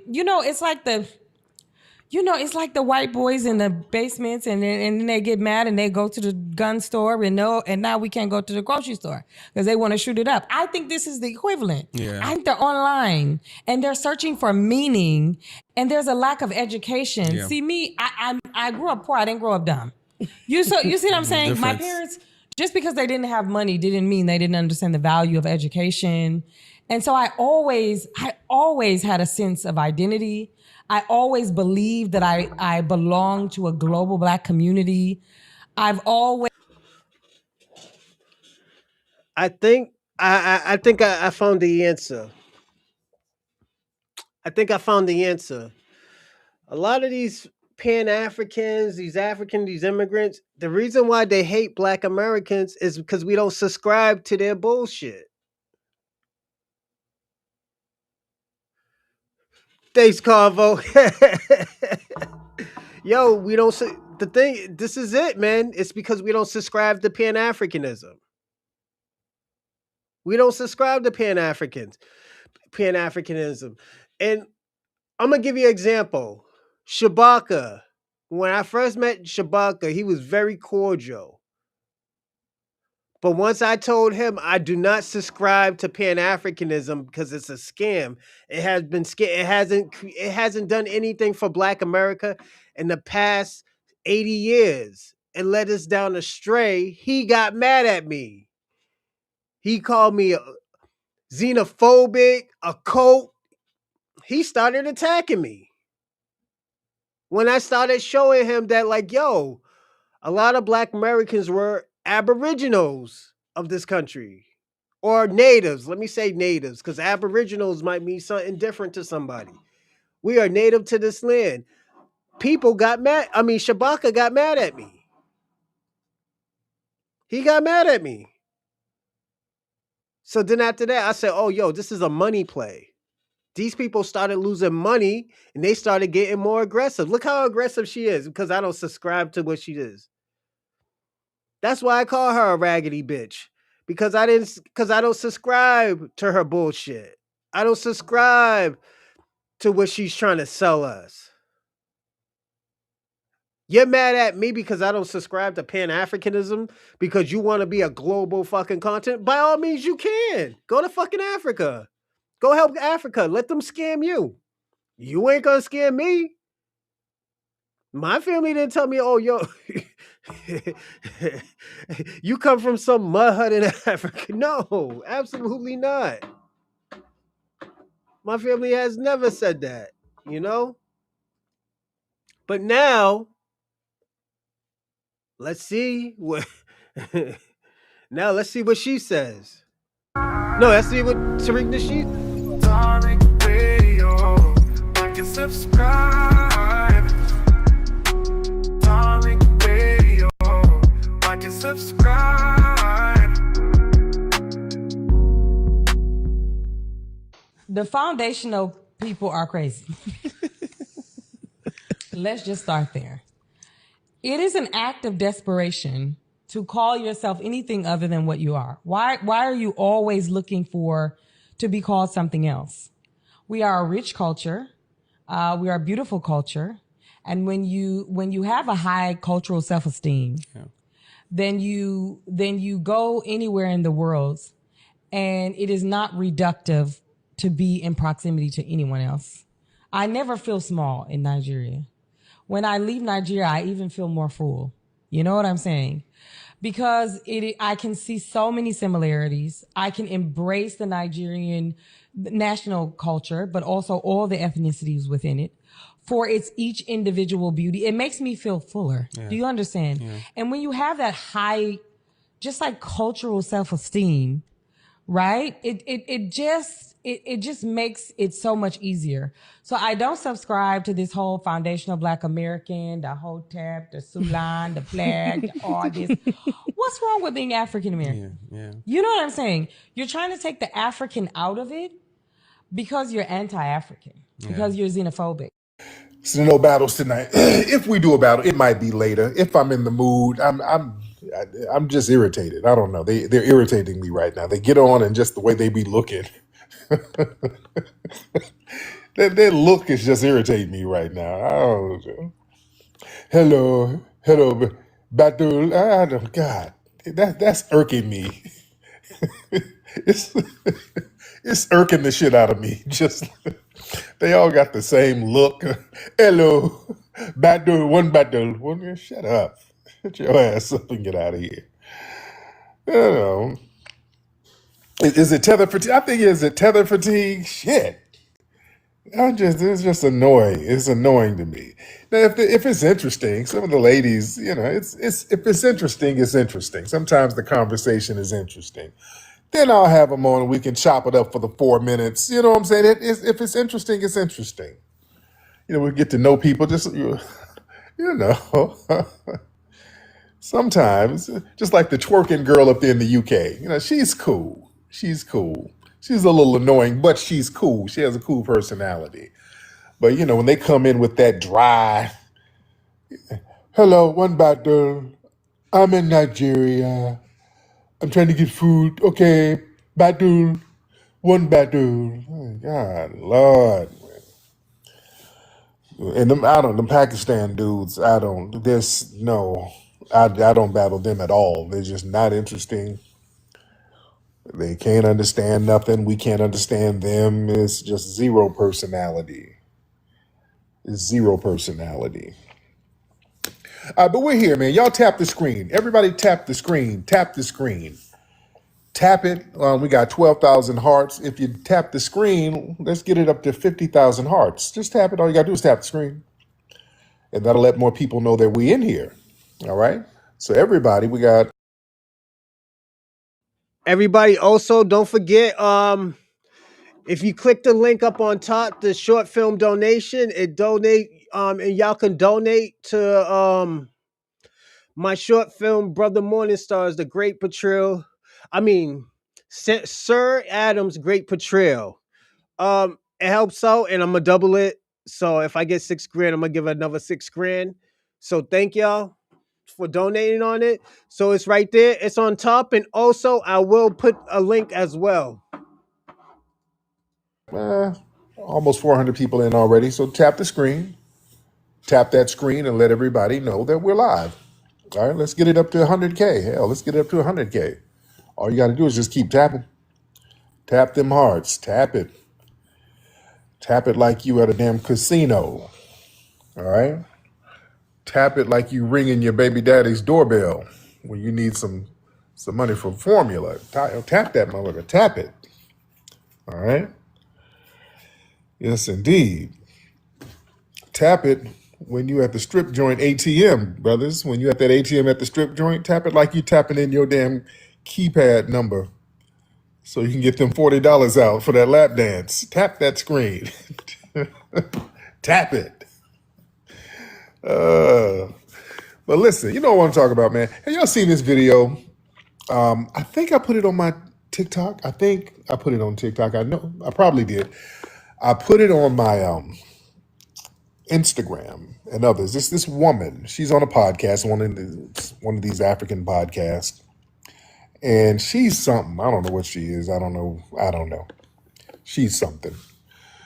But she was like, I don't subscribe to this. These FBAs are crazy. They are foolish. She was like, it's an act of desperation to call yourself anything other than what you are. She says she don't subscribe to the whole foundational Black American thing. She says she goes over to Nigeria and she just feels full when she goes to Nigeria. So she's Nigerian. Is she Nigerian? Okay. She's Nigerian. She worked for Obama? Okay. Oh, she worked under Obama. Okay, so yeah, she was like, okay, she's Nigerian. Got it. Okay. So yeah, she goes to Nigeria and she feels full when she goes to Nigeria. And she don't subscribe to Foundational Black American, Salon, none of that. And she said, we want to take the African out of African American because we have low cultural self-esteem and we are anti-African and we are xenophobic because we don't want to sit here and pretend to be generic Africans. Oh, wow. Let's unpack that, ladies and gentlemen. Let's unpack that. Wow, we got low cultural self-esteem. Listen. It's not an act of desperation for us to recognize our unique lineage here. We have a unique lineage here. That's high self-esteem. High self-esteem is coming from a lineage on a land that you built, staying on that land, and recognizing and honoring those ancestors who fought on this land to sacrifice for you. That's the highest level of self-esteem. People talk about some damn cultural self-esteem and they flee from these other damn countries. What are you talking about? Where's all of this cultural self-esteem? And you running from your failed homeland. Where do these people get all this stuff from? Your homeland is a completely failed state. Fleeing is low cultural. He's right about that. That's why Shabaka, again, how much money have you given to Africa? What did you build in Africa? This is what I'm asking you. Where have you built in Africa, Shabaka? Self-esteem. Boy, you never see more prideful people than those who flee from the places that they come from. They flee and then have all the pride in the world outside of your damn country. That kills me. And we have low cultural self-esteem?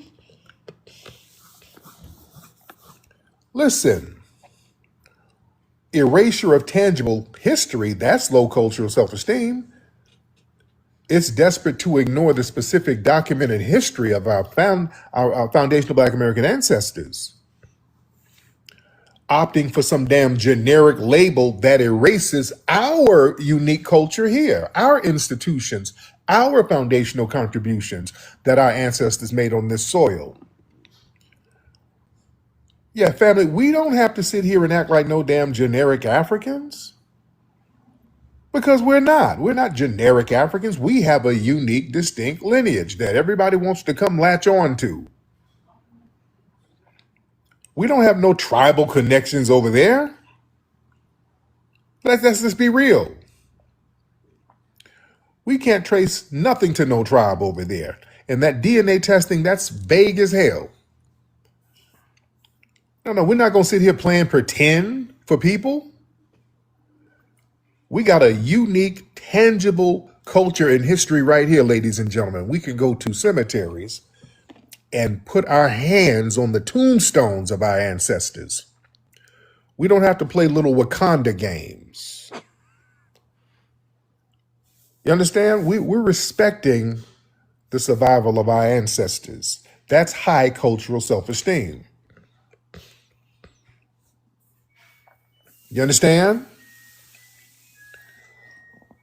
But listen, you can't subscribe to a lineage.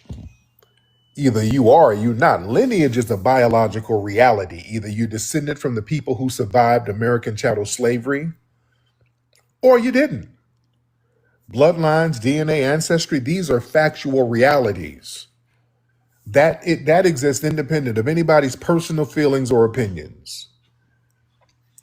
You understand? This ain't got nothing to do with no ideology or thoughts or emotions or nothing. We, as foundational Black Americans, we have a tangible, fact-based history here on this land that is unique to us, that don't nobody else have, ladies and gentlemen. Mhm.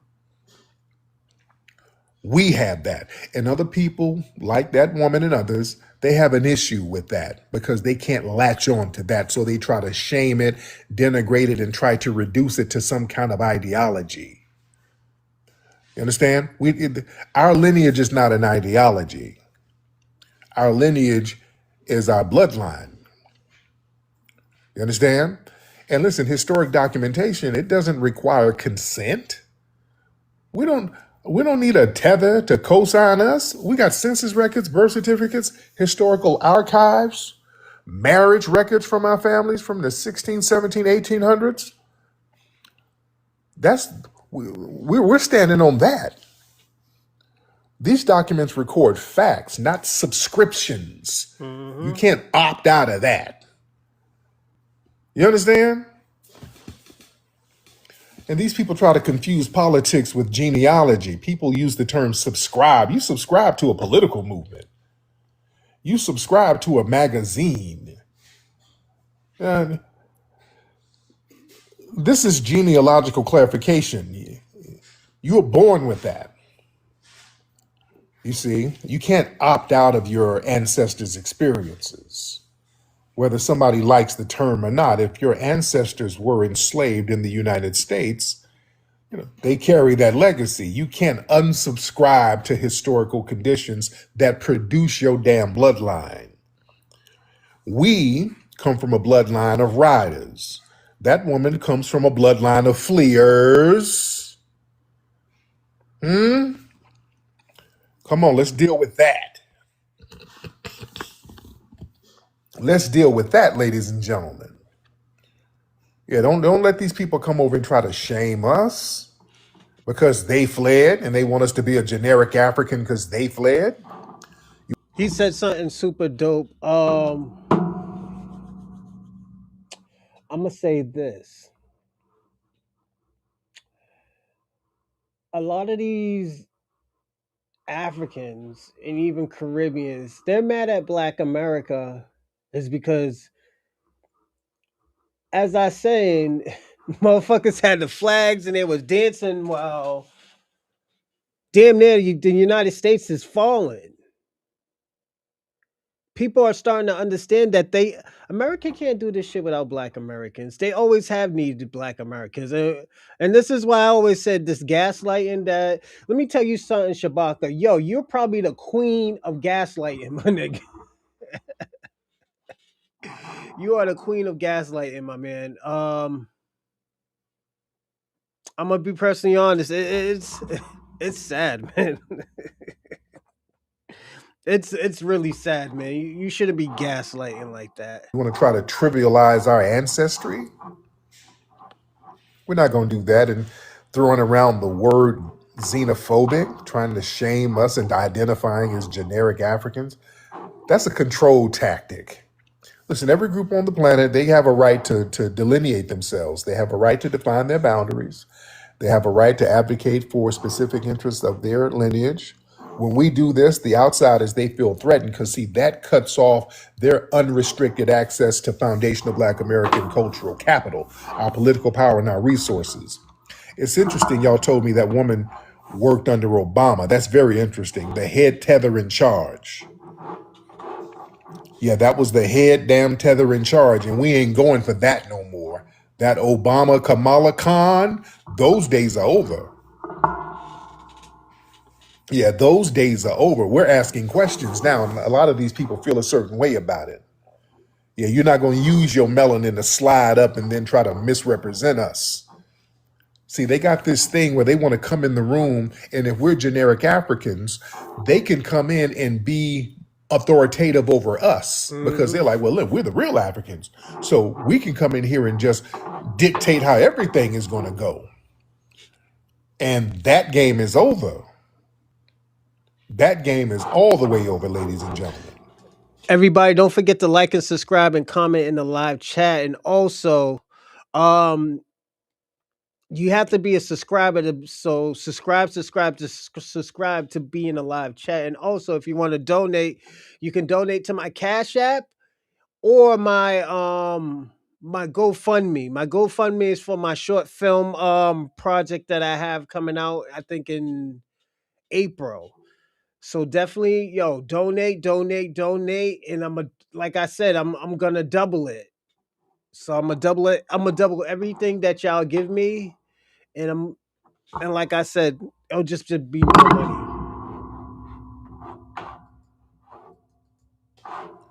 You see?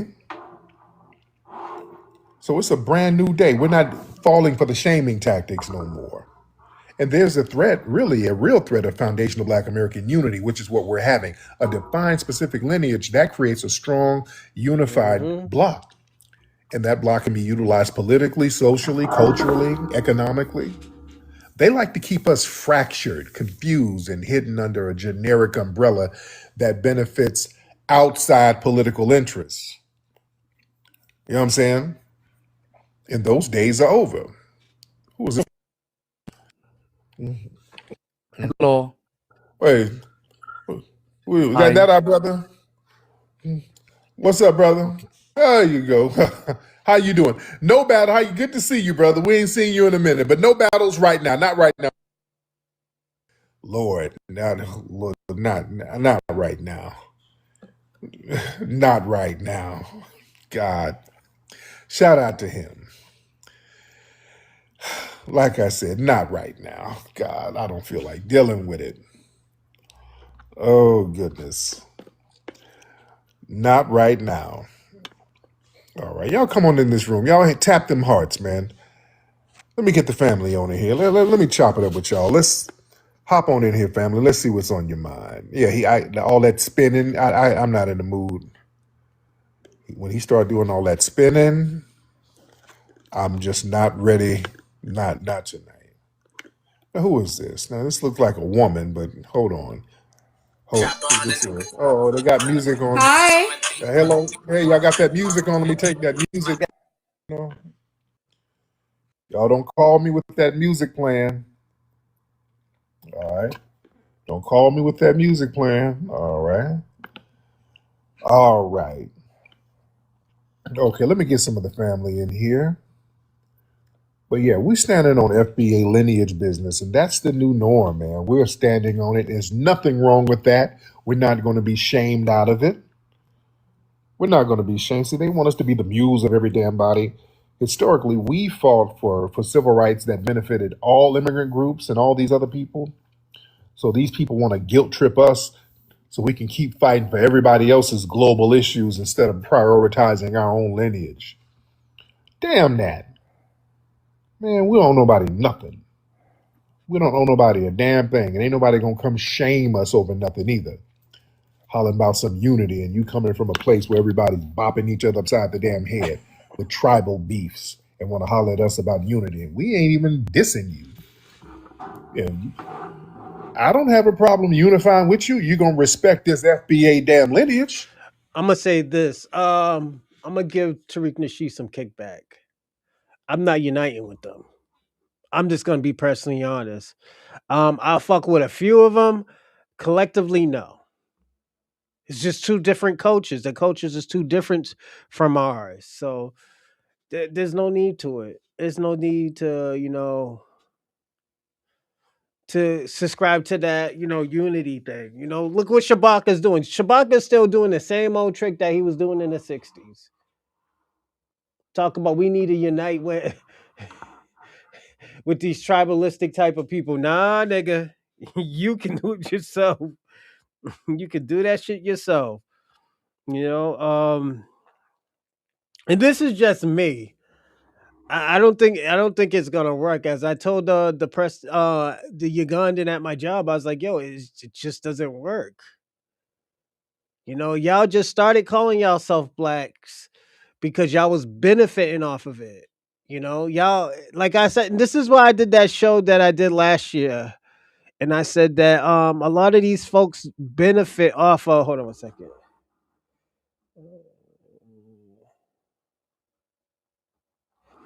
Yeah, a lot of these people benefit off of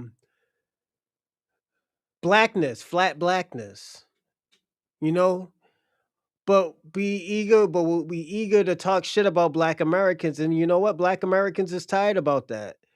Black Americans found out like, yo, you was using white ideology. So you know what? We can't fuck with these type of people. We cannot fuck with these type of people. You know, and what this lady was doing, I think it's nasty work, man. It's nasty work, man. Let's be clear. When people talk about unity, we don't have a problem with unity. We're just telling you, yeah, if you sit here next to me, you're gonna respect this lineage. Long as you respect this lineage, we cool in the gang. If you start talking that bullshit, yeah, it's gonna be a problem. You're gonna get checked. But yeah, get off that dude. Unity. Yeah, we ain't got no problem with unity. Yeah, if you want to kick it, Bill, let's get some money, whatever. You gonna respect this FBA lineage though. Just like when I went to Africa, see that messed them up when I went over to Africa. Oh, the Tethers was so mad because that collapsed all of their little jive ass talking points. I went over there, had a good time, and I stood on FBA business. I was on FBA lineage business. I wasn't over there trying to find myself as a lost African. None of that shit. I went over there on some FBA shit and had a good time. I stood all up on FBA business over there. I went over there as a tourist. I wasn't on some come home to the motherland. I'm a tourist. Y'all treat me like one, and that's okay. I am a tourist over here. I'm a guest. I'm gonna eat me a little bit of this jollof. I'm not gonna touch the bush meat, but I'm gonna have me a little good time and then going back to the crib. Yeah, go home. Yeah, yeah. We can have unity. We just respect each other's cultures. Mm-hmm. What we're not going to do is have you try to denigrate our culture and try to minimize our culture and try to hijack our culture. Because see, that's what they really, when they say unity, that's what they want. How come we can't come in and hijack your culture and then All claim right. it as ours? That's what that's really about. They want to all pull a shabuzi. Yeah, they want to pull a shabuzi on us, and we ain't letting it happen. And because we're not letting them pull that shabuzi shit, hey, unity, y'all don't want unity. You know, unity ain't you coming around culture jacking and then telling us we ain't got no culture and leeching off of us. No. We're not doing that. We're going to have unity on our damn terms. Yeah, y'all come around and start leeching off stuff and bleeding it dry and then leaving it culturally bankrupt, just like they did with Essence Fest. Essence Fest is still reeling from that damn con job from last year. They might not even have it this year. It was so damn bad and everything was so janky. They're still reeling from that. They're still trying to recover. Check out IG They done tethered it up so damn bad. No, we're not going to have that. We're not going to have that at all. figures to the music and movies All right, All right, let me get the yeah, I heard they owe all types of money. They done tethered that thing. All right, everybody. I'm gonna put a video on. I'll be right back. I gotta go get my son real fast. So just give me like 30 minutes, 15 minutes. I'm gonna put a video on. Check out IGZ Clothing, a foundational Black American-owned business where we offer premium quality shirts and hoodies that tell our story from our past activists and historical figures to the music and movies that shaped our culture. But we don't just stop there. IGZ Clothing is built for everyone who lives, breathes, and moves with culture. We bring you bold, high-quality designs that speak to your passions, from pop culture and hip-hop to sports fans, anime lovers, comic collectors, horror enthusiasts, gamers, and more. IGZ Clothing was created with purpose and intention. Every design carries meaning. Every garment is made to stand out. This brand is for the thinkers, the creators, the rebels, and the culture shifters who refuse to blend in or be watered down. We believe clothing is more than fabric. It's expression, identity, and confidence you wear every day. Whether you're honoring your roots, celebrating your favorite fandom, or simply stepping out in style, IGZ Clothing has something that matches your energy. From powerful cultural graphics that honor our history to premium streetwear inspired by anime, comics, music, sports, and gaming, iGeezy connects the past, present, and future of culture in one bold collection. This isn't just apparel, it's art, pride, and legacy stitched into every piece. It's for those who know who they are, where they come from, and where they're headed. So when you step out, don't just wear anything. Wear something that speaks for you. Wear something that represents your story, your passion, and your power. iGeezy Clothing. Wear your story, own your culture, stand on your legacy. What's going on, everybody? Welcome back to the channel. Now, today we're going to be going over why do these Africans and Caribbean love to keep asking Black Americans, where we're from. But when we ask them where they're from, they be EBA. And if you don't know what EBA is, I'm pretty sure you can figure out. But I'm going to tell you anyway, right? This is a new term and it has to get around. EBA means everywhere but Africa, right?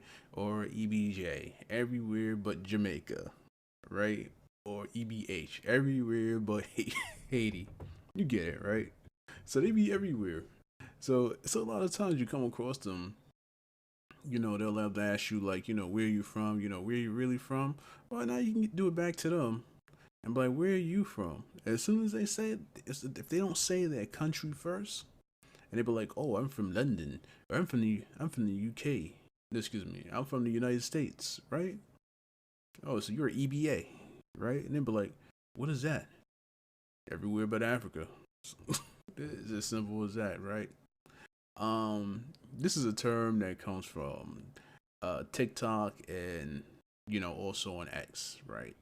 So this is basically a clap back, and it's a hard clap back, right? Because they don't like it when you say EBA, everywhere but Africa. I mean, that's basically where it got started, because when you ask African a question, it's 9 times out of 10 they're going to be in another country. They're going to be in the United States.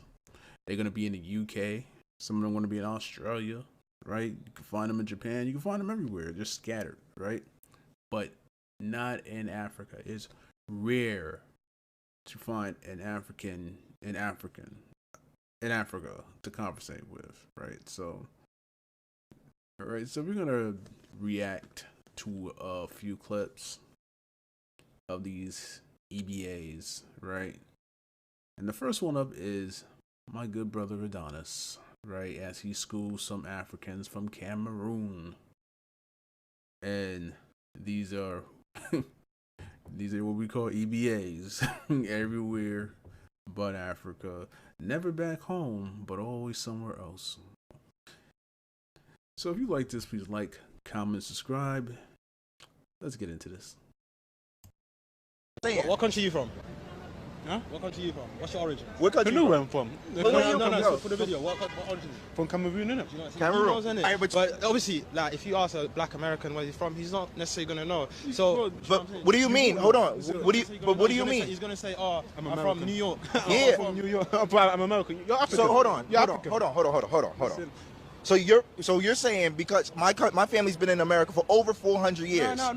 We're not diminishing your point, but we're just saying that that's the difference between UK Black culture and American Black culture. Yeah, but y'all only 3 generations here. Can I ask you one question? Exactly. When I say Black culture, what does that mean to you? Of course, like me, Black culture to me, cool. Obviously I live in the UK. I grew up in Paris. My parents, Ugandan, South Sudanese, all of that, and we're all black, innit? They're all black. I've been surrounded by UK black people, US black people, and all of that. So of course, UK black culture is going to be different where I'm at. Like the black culture in France is going to be different to here. Do you know what I mean? All right. So my question is this: if that's the case, right, and black culture is different everywhere, we take from each other.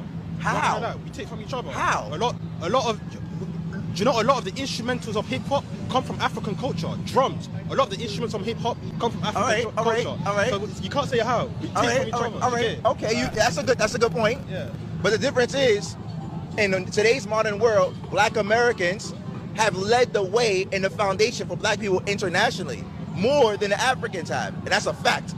When it comes down to Africans in general, you guys have a history of slave selling. You guys have a tainted history and a tainted We have a background. history of slave selling. We have a history of slave selling. That's true, but that's not just it, though. Do you know how many Civil rights, hold on. Yeah? Civil rights internationally mainly came from the Black Americans. You guys got a whole continent that did not do nothing to officiate to actually make that a staple in the world. Now that we have this particular platform in America where we built up this particular country, a lot of Black Africans are trying to cosplay as Americans, Black Americans. That's because you got. But also, I could say. Hold on, that's the point. Because the country's corrupt. Huh? The country's corrupt. You have influence. I think it's been deprived of their influence, of their I'm resources. gonna get to your point, but I just want to respond to him. If we have influence, why do you guys constantly, and I'm not saying you guys, I'm saying the culture in general, why do you guys constantly talk negative or down on the people that literally paved the way for your whole future and your next generations? The only reason you're allowed to be in this country right now is because of what Black Americans have done. Hold on. That's fact. You're using your Civil rights. Using your The civil rights changed the world. To understand your point, you're saying that Black American individuals led the way for other Black people to be, like, for example, dress like this, Yeah. etc. Alright, cool. Is And that what true? you're- Is that true? As of right now, we take a lot from American culture, which is true. But Why is it acceptable to downplay or discredit the Black Americans? I can't answer that for you. I don't do that. You're from that culture. Because you guys are cosplaying Black Americans internationally, but at the same time downplaying the relevancy and significance that they've done. Your point of I'll finish it. Oh, let's go. Yes. Let's go. All right, go ahead. Your point is correct. You know why? Because we have to benefit from you because you took it away from us in the first place. White people or Black people? Huh? America. What do you mean? We're Black Americans. How did Black Americans take anything from Africa? Thought you was gonna finish me. What happened? What do you mean, blood? But we're talking about Black Americans. We're talking about Black Americans, right? America Okay, is cool. Black Americans. How did Black America affect Africa? We gave you guys the civil rights situation that completely changed the way people look at y'all at this moment in time. We showed that it's possible for Black people internationally to be civilized, educated, and highly devoted to being the most highest of successes, right? We came from the wrong, crazy situation. All right, so now when we sit down and look at it, like, okay, you guys cosplay Black Americans, right? Fact. But then y'all downplay the significance and the power that we've constructed in America. That's crazy to me. Think about that. Okay.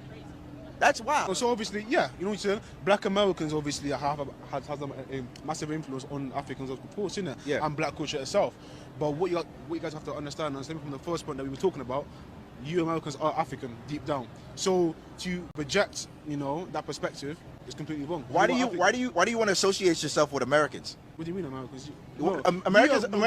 Americans with you as being African, not you being No, American. but Americans don't want to associate with Africa. And there we You're go. gonna Why? be- you're gonna be Why not? associated Why anyways. not? But as a Black person, as you consider yourself, right? Why do you think it's acceptable for you to use the word nigger?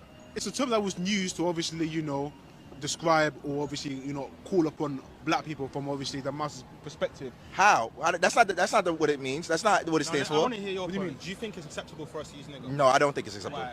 Because the word, the N word. Let's change that. Because Because associates with slavery and obviously the suffering. I yeah, get that. I get all right. And then Black Americans took the word back away from the oppressors and renamed it in our own type of way, so they couldn't be able to use it against us anymore. And now you guys internationally are using it all willy nilly, what's huh? And what's that the word? With the A. With the A. Okay, so you're saying that you Americans took it and changed it Yeah, and changed it. to what, nigger? Yeah.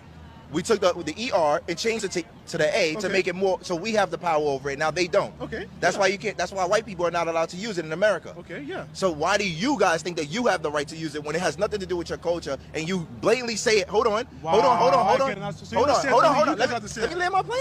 Let me land my Wow, plane. you- Let me land my plane. Keeping words now. Let me land my Wow, plane. you Let keep me keeping words. You let keep me keeping- let me Ah, let me I can't let do that. nah. You can't be Let me doing land my that. plane. Serious. Listen to the point. I'm not gatekeeping words. You guys are using it out of context and in the wrong situations, which is allowing.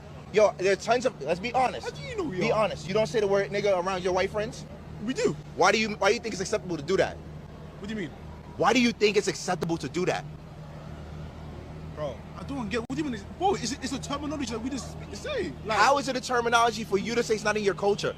Oh my! But you can't be gatekeeping words, brother. How am I gate? Why is it acceptable? All right, so let me ask you a question. Why is it acceptable for you to use it and not white people, and not English people to use it? Oh my What's the God. difference? Well, that's exactly. What's the difference? What's the difference between you using the N word and Caucasian English people? you know, I don't really know the history of the. Listen, Wait, I don't. Just because you changed it, yeah, does not mean you get to keep it. We also suffered as well.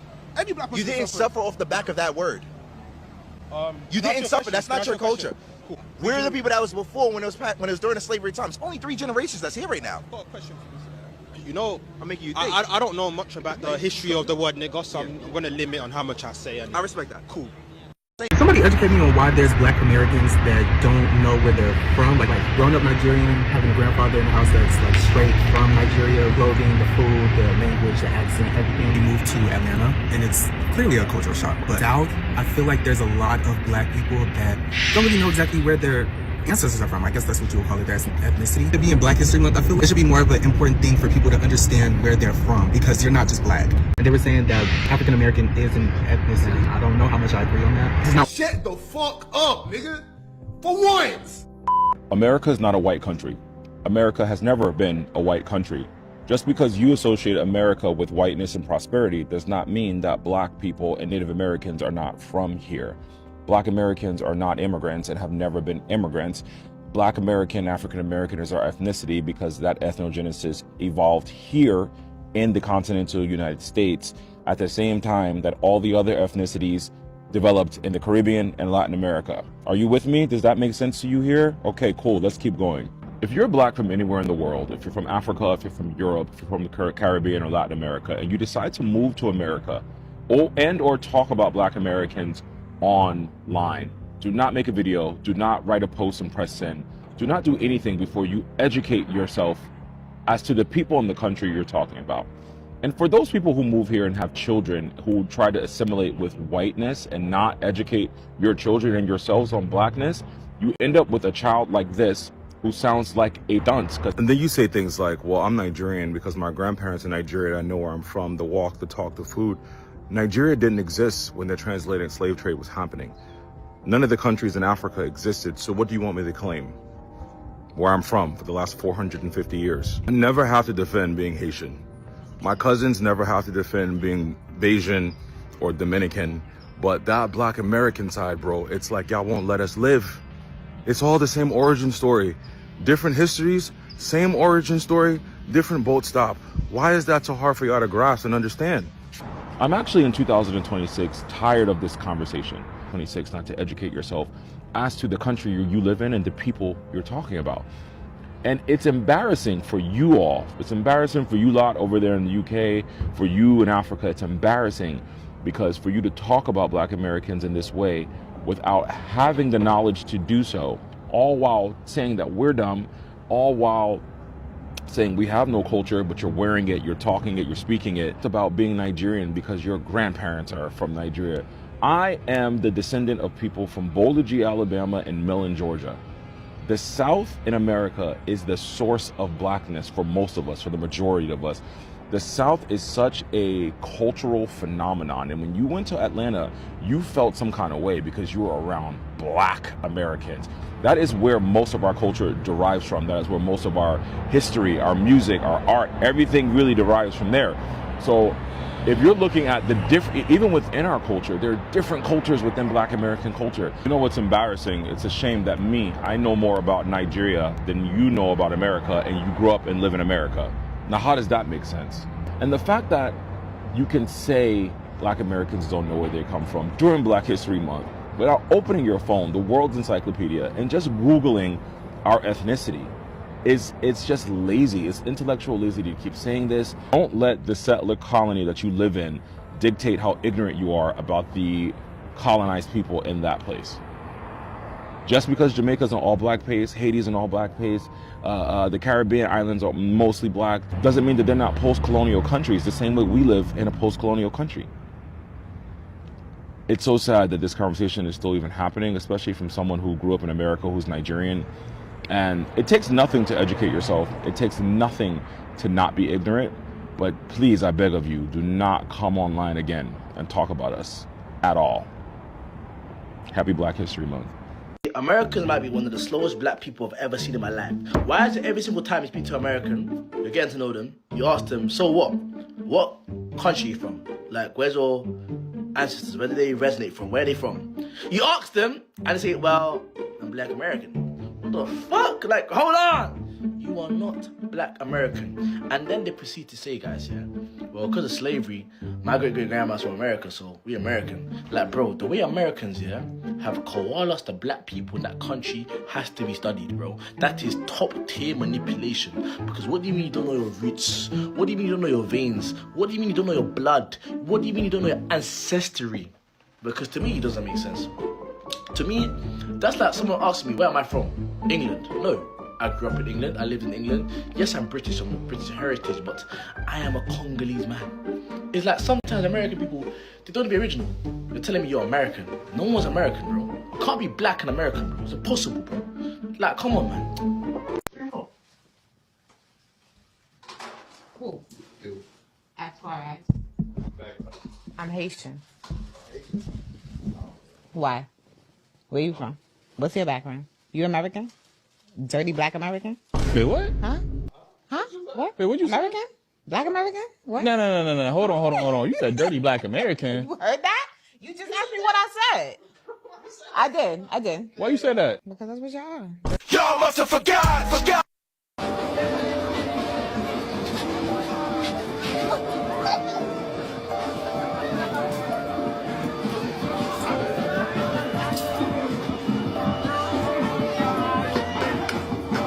Where are you from? Texas. From America, right? Yeah. I just want to know, when was America great for us black people? Right now? Tell you it's great right now? Really? Yeah. It ain't great for you? No, not at all. How? I mean, I'm living life. Looking good. You got clothes on. Look well fed. But that doesn't mean Got it's nice, great. beautiful hair. Oh, thank you. Got your eyeliner on. You looking good. What kind of bag is that? That's a nice little bag there. You look good. America look good for you. If you were eating out of trash can, I'll tell you something different. America's a great place. I don't understand how we are not acknowledging that. It's great. Look at all these different people out here. Men, women, black, white. You will never see this much diversity anywhere else. It's the greatest place on earth. Everybody can be here and enjoy one another, disagree with each other. We have the freedom of speech, freedom to keep and bear arms. We don't have to worry about the government interfering in our lives for the most part. It's the greatest country ever. And if we don't start acknowledging that, we're going to screw up something good.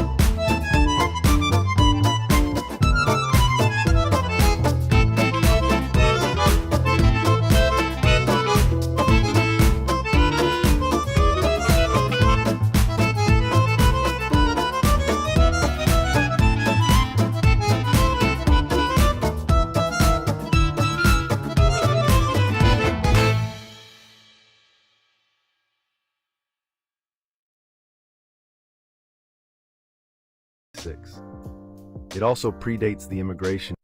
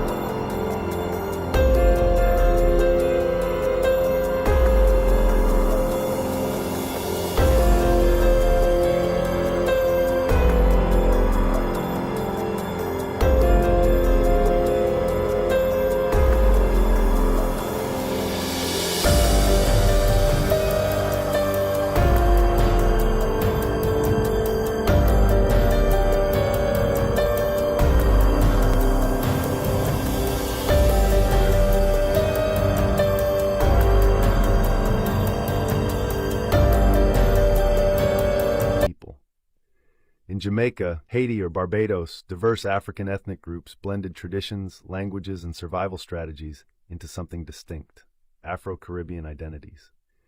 In the United States, the same process took place. Black Americans developed their own cultural markers: dialects like African American Vernacular English, spirituals that encoded both faith and resistance, food traditions blending African, Native, and European influences, and eventually institutions such as churches, schools, and civic organizations that carried them through centuries of oppression.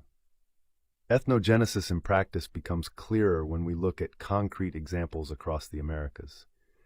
Take Jamaica, for instance.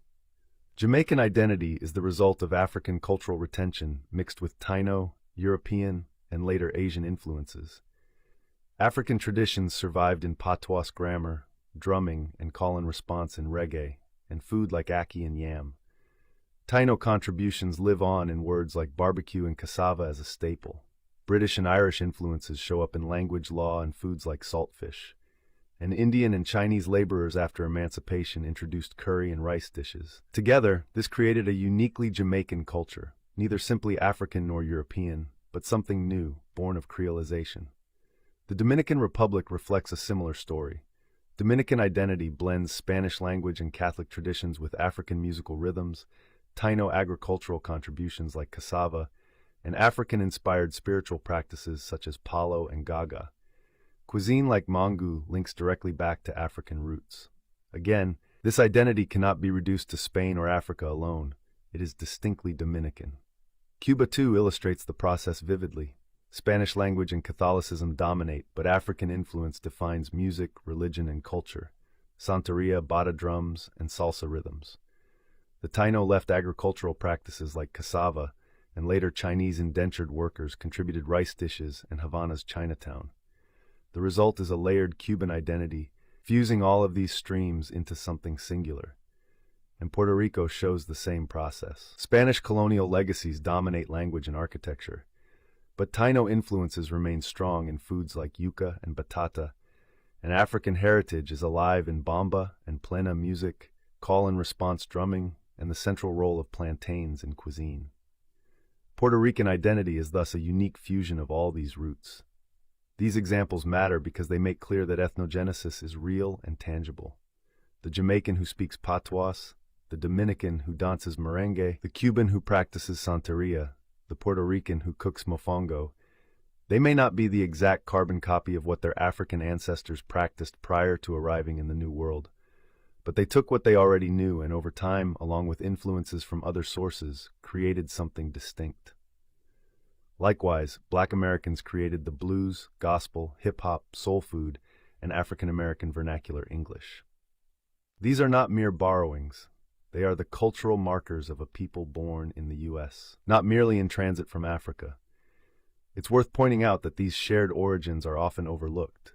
For example, many Black British people trace their heritage to the Caribbean, but those very Caribbean identities, Jamaican, Bajan, Haitian, exist only because of the same violent process of enslavement and forced blending.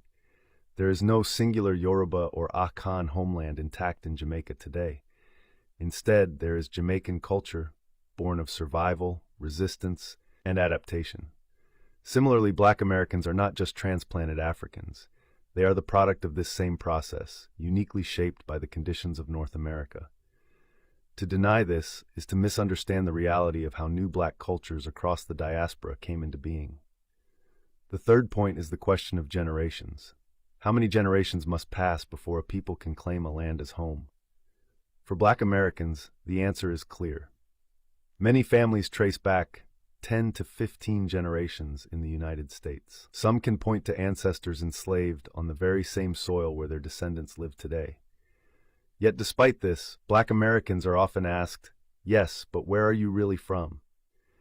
This question reveals a troubling double standard. Consider the case of Irish Americans. If someone's great-grandparents came from Ireland in the 1890s, that amounts to 4 or 5 generations in the U.S. Yet their Americanness is rarely questioned. They are seen as fully belonging.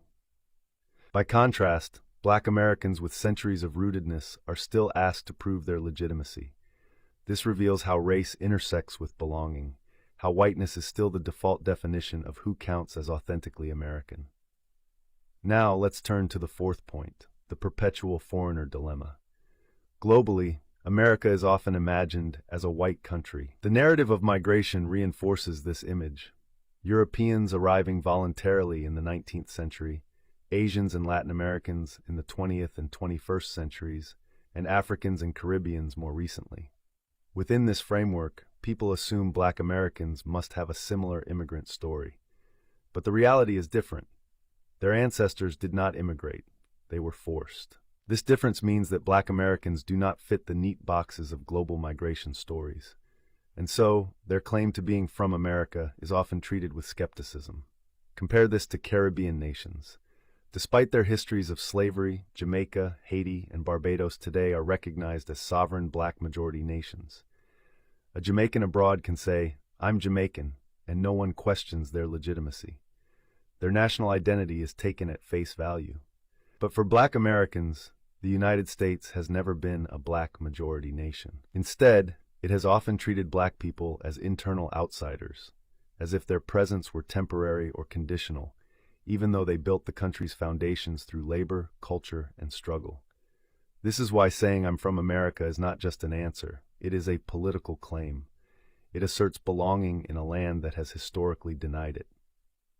So what does all of this mean in conclusion?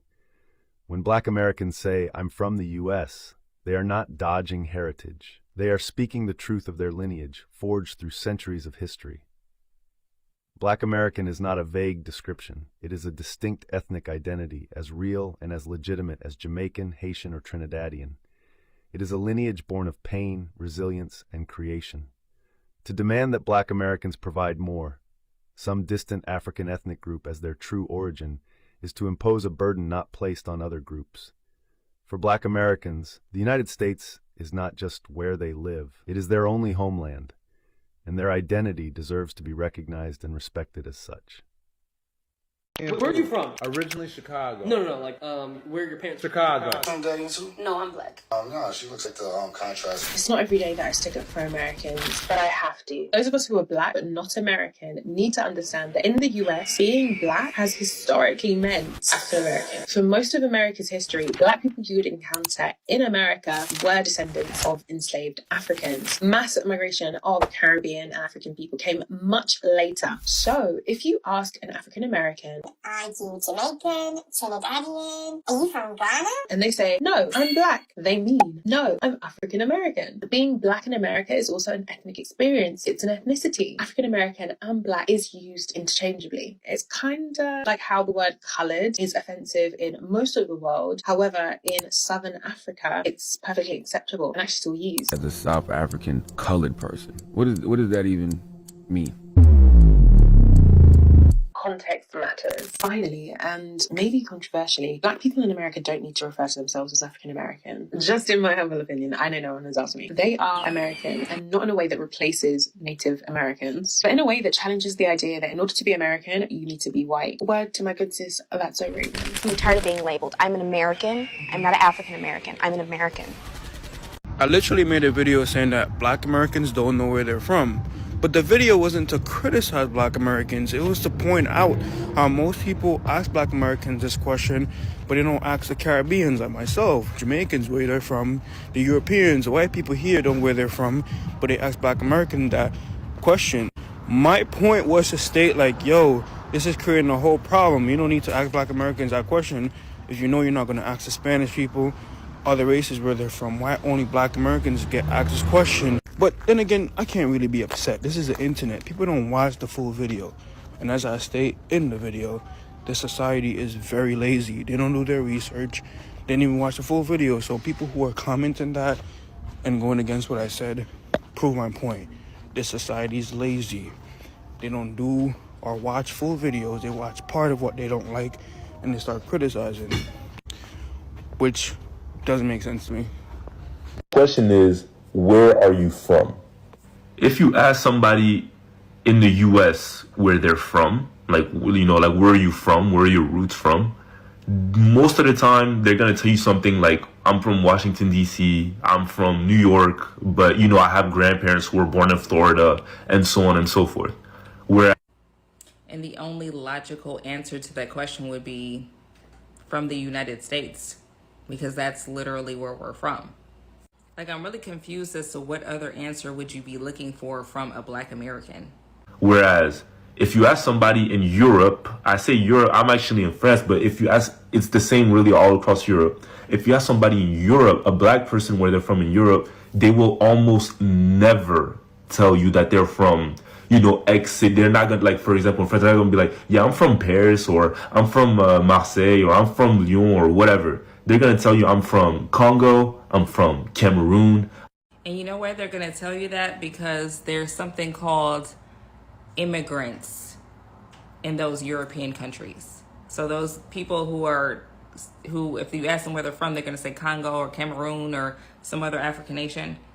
They're saying that because they're immigrants, first, second, third, whatever generation, which is not the same as being a Black American. So let's get this straight. Like, to say bluntly, I don't think that most African Americans realistically know where they are from. And that's not... Why do so many immigrants think this? Like, we know exactly where we came from. Like, we come from the United States, but why do so many immigrants, especially from the African continent, why do so many of y'all think that the only valid identity is identities that come from the continent of Africa when it pertains to Black people? So if you got brown skin, the only identity that's valid is the African identity, which is the reason why you keep telling us that we don't know who we are, we don't know where we came from, because we don't associate ourselves with no specific country over in Africa. So somehow our identity as Americans just is not valid. It just couldn't be valid. But somehow, though, y'all don't do that to the South Americans, even though our history is very much similar. It's cool to be Brazilian and Colombian and Dominicana and Puerto Rican, but it's not okay to be Black American.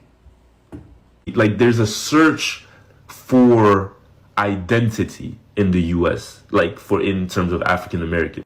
Now, you take that and then you look at Black people in Europe generally, not all.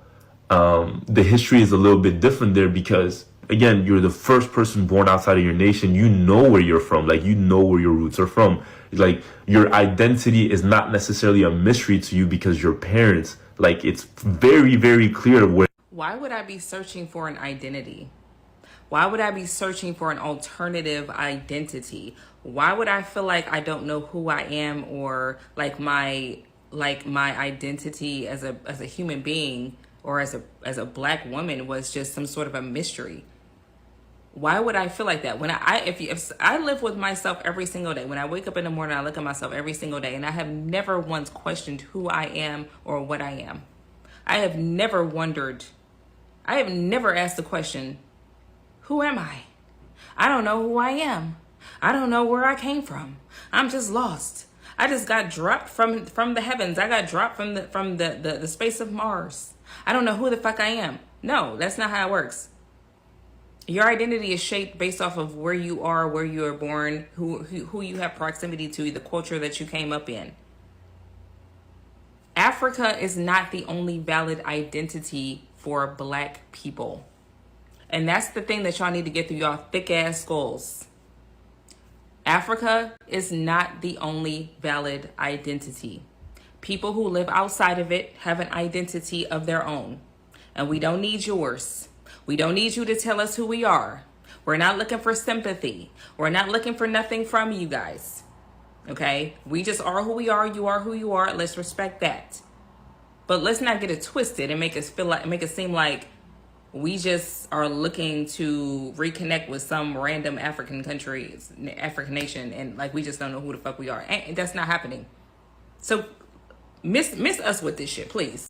I posted about something I had seen, not just once, because I wouldn't have posted it if I had only seen it once. I saw multiple times. So I thought I'd join the conversation about how some people from other countries, immigrants, did not know that Black Americans are not immigrants. Got some Latinos in the comments saying that that's a lie, that yes, they do know that. If you do know that, which I always thought you did, but if you do, I have to wonder, why would someone ask Black Americans where they're from? Why would that even be a question? Like, I can understand assuming that I'm not Black American, that I am from Africa. But after I tell you, like, let's say you ask me, where are you from? And I tell you, I'm from America. Why would you follow it up with, no, where are you really from? Why would there be more? If you know about the history of slavery, once I tell you that I'm from America, why wouldn't you just assume that I'm a descendant of chattel slavery? That's my question. Because to continue to ask someone, either you don't know, or you know, and you're trying to put me down. Which one is it? The first time since I moved to Mexico where somebody's really tried to clock me and be like, but like, where are you actually from?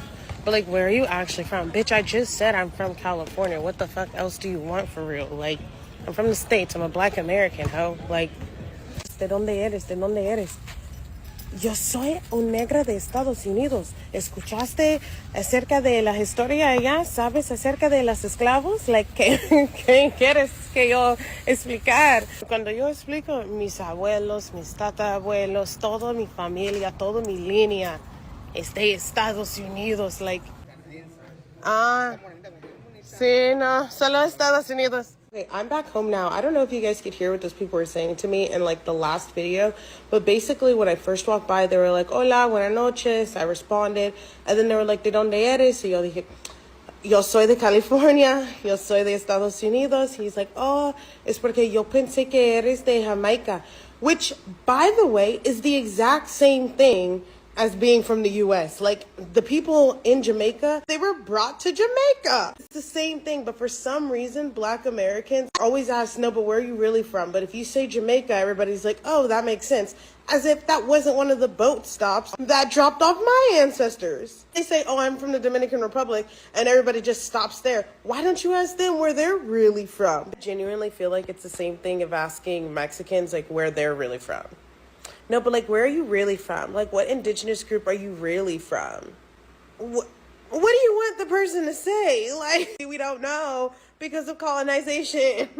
It's the exact same answer for us both. I mean, I do know now because of like 23andMe and stuff, but like, I'm a Black American at the end of the day. I don't have any Nigerian or Cameroonian culture anymore. Like, we are Black Americans. That's the best way to answer that question, where are you from? If I asked you where are you from and then you started naming indigenous groups that you'd have no connection to, or you said Spain. You know what's so funny to me? Every time I visit like Ghana or Nigeria, when I was in Nigeria, people always be like, where are you from? And I'd be like, oh, I'm from America, whatever. So they'd be like, oh, okay, where's your family from? And I'll tell them like, oh, we're American. Like, you know, we were born in America. I was born in America. I'm American. And they'd be like, no. Like, where are your grandparents from? Like, where are your great-grandparents from? And I'm like, America? Like, I'm American. We're all American. Y'all, they be so disappointed in me. Like, so you don't know where your family is from. That's what you're saying. Generations, we were all born in America. Like, the South of America, like the South of America. Like, what do you want me to say? Like, when I'm trying to explain to them, like, all of us were born in America. That makes us American. Like, what do you want me to say? Do you want me to be like, oh, my great-grandparent was born in Africa? Then, okay, we're in Africa. Oh, let's just say, oh, Mali or something. Oh, Mali. My great-grandparents was born. Oh, okay, so you're Malian. Okay, so we're in Mali. Like, I don't know. The conversation, it just be so funny to me because it's like, what do y'all want me to say? It's like they almost don't want you to be where you're from. Like, they almost don't want you to be where you were born at. Like, it's so funny. It's like they be so disappointed and upset at you because you're not born in a country in Africa. Like, it'd be so funny. Like, they just be like in disbelief. Like, they is so disappointed in you. It'd be so funny. It'd be having me crack up. Like, I be crying like, we're American. They be want to, want to be done with the conversation. Okay, after that, all right, next topic, because obviously you don't know where you're from. Like, it'd be so funny to me. It always gives me a laugh. Like when someone in Africa asks me, where am I from? You know, a lot of times, you know, we have been talking about with the delineation movement and people that come to America, or sometimes you even travel overseas, some of you, and I've done this as well, and they ask you, oh, where you from? And you tell them where we're from, and they want to ask you that question. No, where you really from? Now, it's actually become, I guess, mainstream now. That people are finding out that we as Black Americans been always questioned about where we're from, even to the point that even the Latinos is even noticing. Now, I want to hear what this Latina has to say about this, but we want to get into what they're really saying when they say, where are you really from? Let's check this out. Hey, so I have a question for non-Americans. How come only Black Americans owe you an explanation of where they're really from? How come Black Jamaicans don't owe you an explanation of where they're really from? How come Black Brazilians don't owe you an explanation of where they're really from? How come Black Colombians and Black Panamanians and Black anybody else, how come they don't owe you an explanation of where they're really from? How come when people from any other country who are Black tell you, I'm from Panama, I'm from Brazil, I'm from Dominican Republic, wherever it is, how come you take them for what they say when they say it, but when a Black American says, I'm American, you ask them, okay, but where are you really from? Why are you always calling America? All right, I'm back, everyone. I'm gonna say this. What's going on, Armageddon? What's going on, Charlie Shaw? What's going on, American Dream? I want to get into the next video because this was a good video. I was watching while I was on the way. But this is the real video I wanted to get at. Did we watch this? Yeah, we did this one. IGZ Clothing, a foundational Black American-owned business, where we offer premium quality shirts and hoodies that tell our story from our past activists and historical figures to the music and movies that shaped our culture. But we don't just stop there. IGZ Clothing is built for everyone who lives, breathes, and moves with culture. And also, don't forget to hit the link of my GoFundMe for the short film that I have going on right now. The Great Brother. Oh shit. Did I just? Yeah, I did. The great portrayal of Brother Morningstar. Definitely send in the Cash App, not the Cash App. You can do Cash App or you could do the GoFundMe. The GoFundMe goes straight there, but give me a second so I can give you out a link.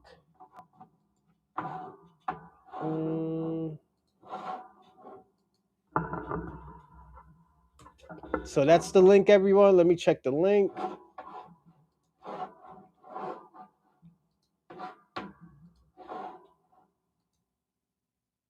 Oh, no, I'm sorry. That's the Cash App. But yeah, you could do the Cash App, but the link... Give me a second. Yeah, I should have this on, like...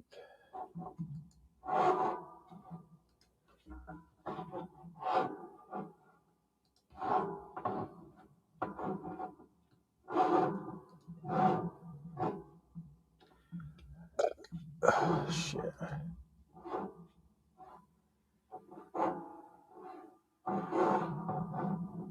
All right, got the link. There you go. That's the link right there. That's the Cash App, and this is the GoFundMe link. So definitely hit the Cash App or the GoFundMe. The Cash App, I'm just gonna send right straight to the GoFundMe. But with the GoFundMe, we can definitely see who sent it. But again, thank you, either or. But we're gonna watch this one, and the reason why we're watching this one is because we're seeing the hatred of the envious, as I've been telling you about our culture. They're not jealous of the culture. They're just envious that they didn't do it. You know, jealousy and envy is two different things. So yeah, let's pay attention. We bring you bold, high-quality designs that speak to your passions, from pop culture and hip-hop to sports fans, anime lovers, comic collectors, horror enthusiasts, gamers, and more. IGZ Clothing was created with purpose and intention. Every design carries meaning. Every garment is made to stand out.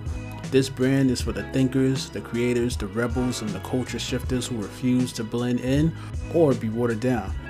We believe clothing is more than fabric. It's expression, identity, and confidence you wear every day. Whether you're honoring your roots, celebrating your favorite fandom, or simply stepping out in style, IGZ Clothing has something that matches your energy. From powerful cultural graphics that honor our history to premium streetwear inspired by anime, comics, music, sports, and gaming, iGeezy connects the past, present, and future of culture in one bold collection. This isn't just apparel, it's art, pride, and legacy stitched into every piece. It's for those who know who they are, where they come from, and where they're headed. So when you step out, don't just wear anything. Wear something that speaks for you. Wear something that represents your story, your passion, and your power. iGeezy Clothing. Wear your story, own your culture, stand on your legacy. What's going on, guys? Welcome back to The Unapologetic Truth. There's a few things I would like to talk about before we begin this video. First off, that cartoon, the short, that's not by me, that's called Grimlocks Anime. It's on Instagram, that's where I find them. That is a foundational Black American making these cartoons. So I'm glad you guys are enjoying them, but that's who they're from. I'm not taking credit for any of that, you know, I'm just showing it. I know some people probably can't find the person or don't know about them, so I'm gonna just put that out there. Second, I keep getting hit with demonetization. I don't know what it is. I don't know if it's because of the thumbnail or is it because of my title.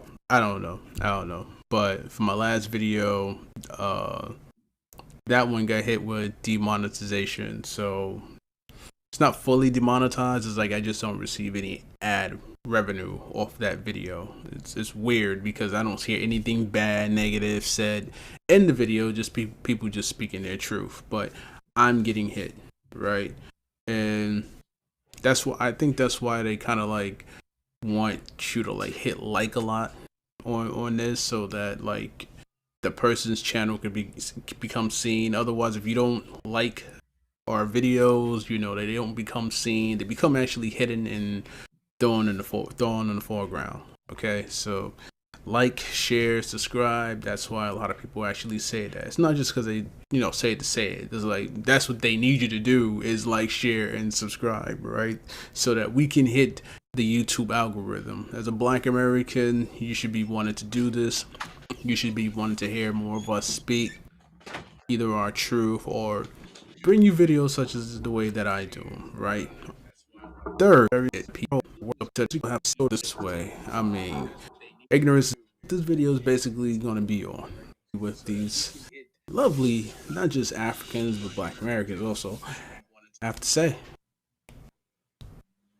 Bruh, I don't know what it is, but seeing some of the comments that I'm getting from some of my videos talking about Christianity and seeing that Nigerian flag, that shit irks me the most because, funny enough, when we have these conversations about Christianity and the origins of Christianity, I never really see the Ethiopian flag. Now that I think of it, for the longest time, I think I remember seeing a news article way back, for the longest time, the Ethiopians was like, we really don't want the West to even know about us. We don't want to be involved. We don't want you guys to know anything about our Christianity. We don't want you guys talking about it. Now, they just now starting to, they've been doing it for a while, but they just now starting to let people be like, okay, you can learn about the Bible and Ethiopia. But for the longest time, they didn't really want an association with us.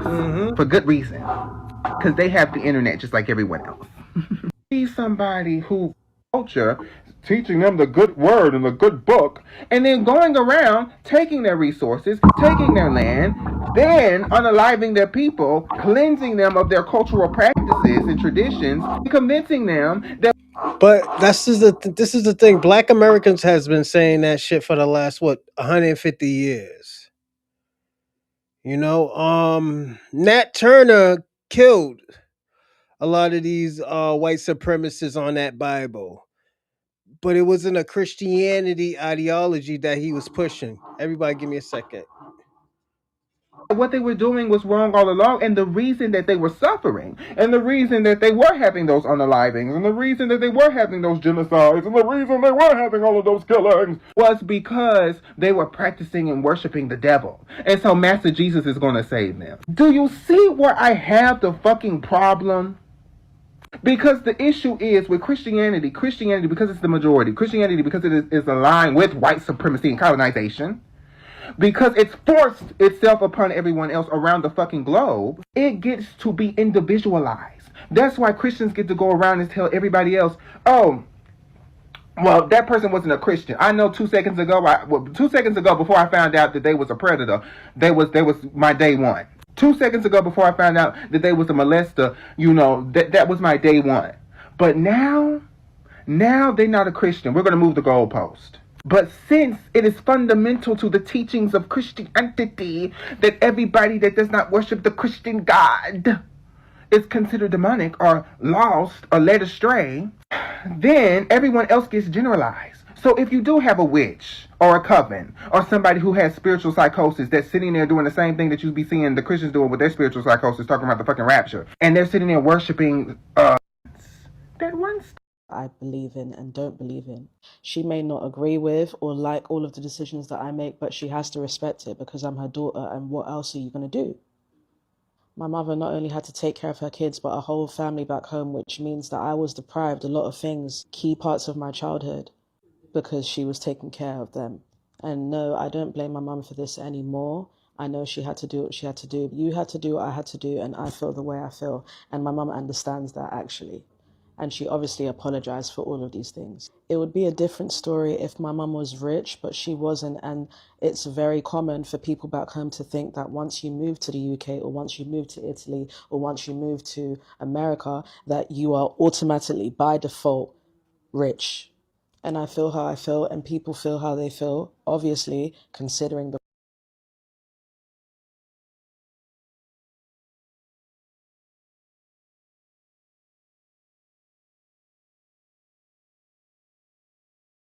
He was with the New York State Legislature.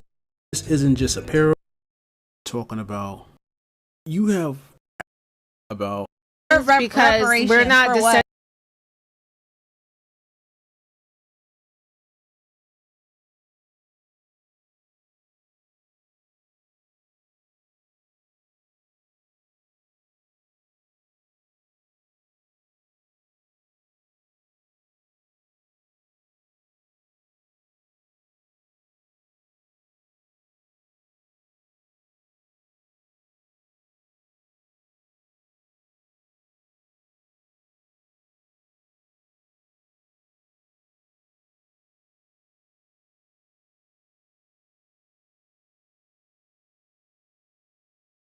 Y'all couldn't hear me. This part right here is very important. This is the part that people don't understand, and it's about our reparations and hold on, what else? And trying to add their self into our situations and stuff. Like if we're doing good, you'll have an immigrant such as somebody from Costa Rica or somebody who has our melanin saying that, oh, we shouldn't do this, we shouldn't do that, not knowing that they should just be taking the back seat and just be watching, soaking in game. You know, there's a reason why, and I always tell people all the time, there's a reason why you're in America right now. You know, so all you got to do is pimp game. You know, let's watch.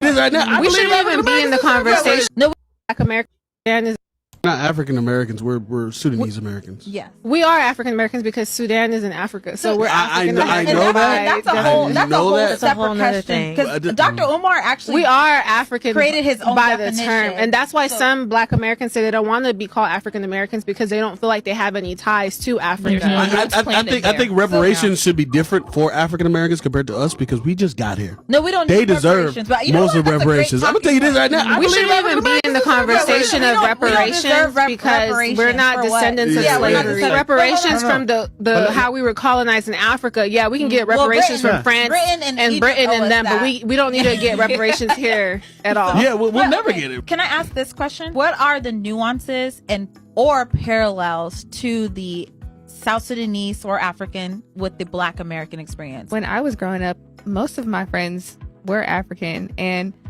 when I would say like stuff about Black people, they're like, oh no, I'm not Black, I'm African. And our parents would say that too. I would hear their parents say the word Akata like towards Black people. So I just don't think that our generation feels like that. I think it's the older generation that really feels like the separation more, just because they were immigrants. Honestly, I felt more othered and more like pushed aside by Black American women than anyone else. Not saying, not to perpetuate that trope of angry Black woman or mean Black woman, but when I met Sarah in high school, she was my first best friend.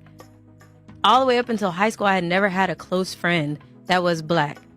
Sarah was the first one, and she's African. So I've never had the experience where I was bullied by African people or felt other. Like, this is my first time ever hearing that term that's derogatory towards Black people. Oh, the Akata term? Yeah, this is my first time ever hearing I've that. never heard that either. Yeah, I've never used So let's be honest, that's a West African term, and it's not to separate that's East true. Africans versus West Africans, but more tension when it comes to these specific issues when it comes to West Africans and African Americans, because there is historical context. Yeah, to they're in coming closer between the two. proximity. Exactly. Yeah, for sure. Especially when you talk about slavery. To. It's not going to be the people that are sitting in traffic and that saw the accident. That is how reparations works. We have to make sure that we are doing the right thing here and using the correct language. Now, if you want to propose an agenda for racial discrimination, that's separate. Here's the deal. Thank you, Ms. Robinson. If you like to continue.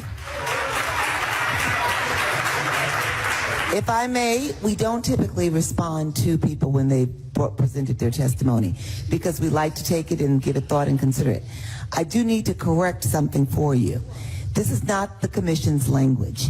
Your issue, and everybody who is concerned about language that says persons of African descent should be considered with respect to reparations, your issue is with the New York State Legislature. No, let me explain to you why. The information on the website builds from what we are mandated by the legislation to do. May I finish, please? Just let me finish and then you can fire back at me. The legislation authorizing this commission to study the impact of slavery in New York State specifically, expressly states that we are to examine the impact of slavery and the impact of racism on people of African descent. It is the language in the legislation. We are not mandated or allowed, I should say. We are not permitted to do anything but what the legislation actually authorizes us to do. And so I appreciate the points that you're making. I'm not challenging your concerns. What I am telling you is that your issue is not with the commission. Your issue is with the New York State Legislature. So, if you want to challenge the commission and what the commission is doing, you have to work through the state legislature. You're going to have to go and actually fire at the New York State Legislature. Those who actually wrote the legislation, the bill, and the legislators that passed it. We are authorized to do what is mandated. Anything short of, anything overreaching, actually may throw out all of the work that is done. So your issue, I'm not challenging you. I'm just telling you, if you really want to take this up, you have concerns about who is covered under this legislation, about it being too broad, you have to take that up with the legislature. We don't have the authority. Thank you, Commissioner Jones Austin. So just want to share that your advocacy. So I want to go back on what the guy said. What he said made sense. Just pay attention what these women are doing. And this is why I said there's a lot of envious and jealousy. And I like these girls. These are the ladies of Sosa. You know how I feel about them. So definitely watch. Without further ado, please like, comment, subscribe. And let's get into this video. We're not African Americans. We're Sudanese Americans. Yeah, we are African Americans because Sudan is in Africa, so we're African I Americans. know that. That's a whole That's a whole separate nother question. thing. Because Dr. Umar actually We are African created his own by definition. the term, and that's why some Black Americans say they don't want to be called African Americans because they don't feel like they have any ties to Africa. I think, and this is why I fuck with this channel, because at the end of the day, she is telling the truth. Black Americans don't want to be affiliated with the term African American because they have no ties to Africa. If I had ties to Africa, I could go back to Africa and grab land. A lot of these white people can go to Europe and find their ancestors in Europe. I can't do that in America. You know, so you just and people like Shabaka, he don't know how to just tack shit to the game. Like, yeah, it's nigga, it's a it's a lose game. It's a lose-lose situation.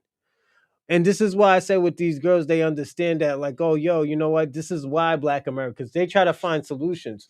They don't just try to make up things. And this is why I always promote certain podcasts like Breeze Omega, Elite, and Sosa Ladies specifically, because at the end of the day, they all have different not talking points, but point of views.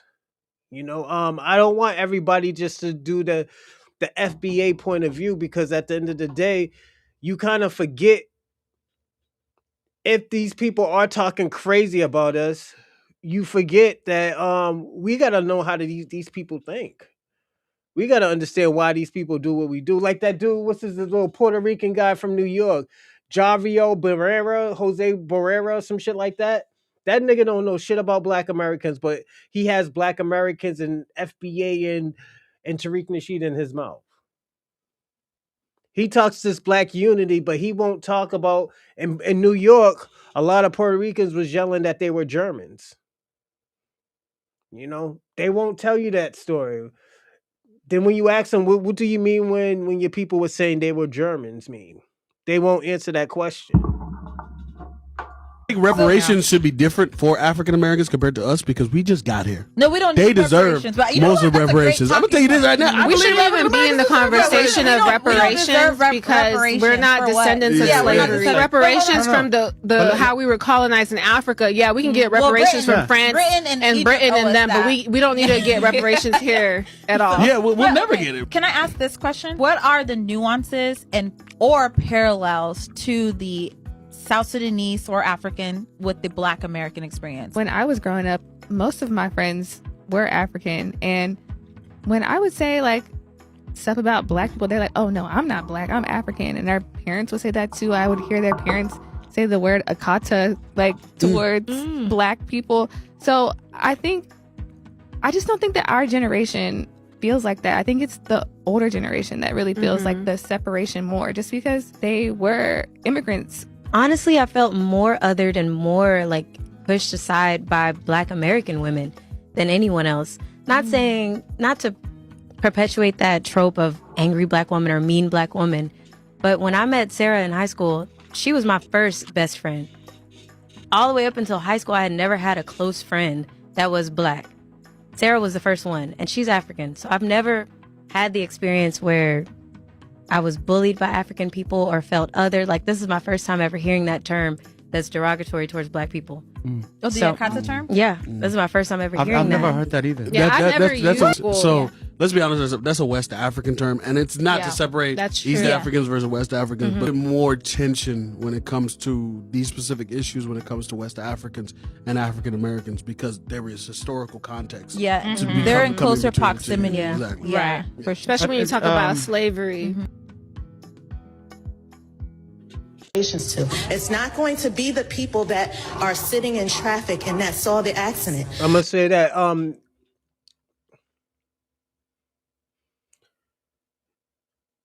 those women were right, but the guy what he was saying, he said is more of a West African term. He's right about that.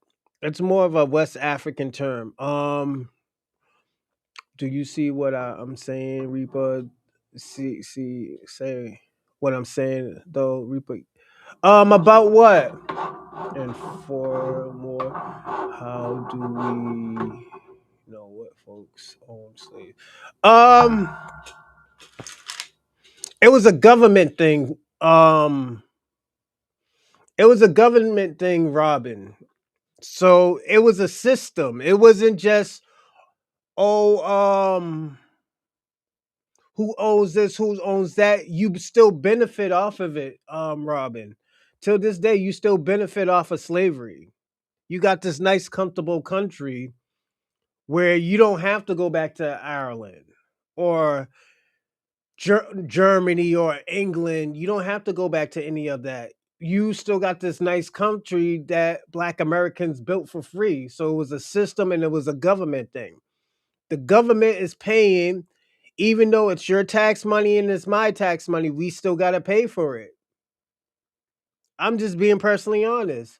You're benefiting off of slavery. You're benefiting off of blood, sweat, tears, sexual assaults, violence, brutality to live in this nice, lovely country. So, but we built it too. You contribute, but you was getting free. For example, I'm gonna give you an example. Robin, when your people came over here as indentured servants, because if I'm right, I remember you saying that you were Irish. You was indentured servants. Indentured servants is you just working off a debt. But you got $1 million worth of whiteness. You can say that you're white and benefit off of whiteness. I can't be like, yeah, I'm a white man, and they look at me all crazy and shoot me. Or people ain't gonna second guess me or second guess that if I'm violent or not, or if I have a record of something. They're always gonna be on alert with me.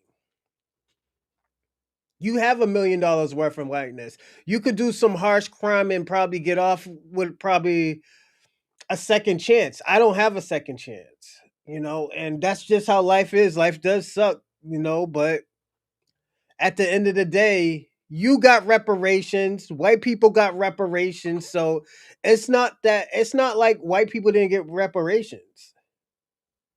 White people got reparations when slavery ended. So even the people who didn't have slaves, it's just some of y'all motherfuckers drunk y'all money away. So it's just like that, This family received freedom due to the land because they were indentured servants and $1 million worth of whiteness. That is how reparations works. We have to make sure that we are doing the right thing here and using the correct language. Now, if you want to propose an agenda for racial discrimination, that's separate. Here's the deal. Thank you, Ms. Robinson. If you like to continue. If I may, we don't typically respond to people when they presented their testimony because we like to take it and give it thought and consider it. I do need to correct something for you. This is not the commission's language. Your issue, and everybody who is concerned about language that says persons of African descent should be considered with respect to reparations, your issue is with the New York State Legislature. Let me explain to you why. The information on the website builds from what we are mandated by the legislation to do. May I finish, please? Just let me finish and then you can fire back at me. The legislation it's worth anything more than anything anymore. More often I get discriminated against. You probably get discriminated by like the LGBT or QIA and the liberals. But at the end of the day, if you're going to blame anybody, you need to blame your government. Your government is filled with Republicans. Your government runs the House. So they shouldn't have these type of problems. So what I can tell you, Robin, you gotta blame your white fellow man or your white supremacist man that's in this government building that's not pushing white nationalism. Because don't forget, the first term with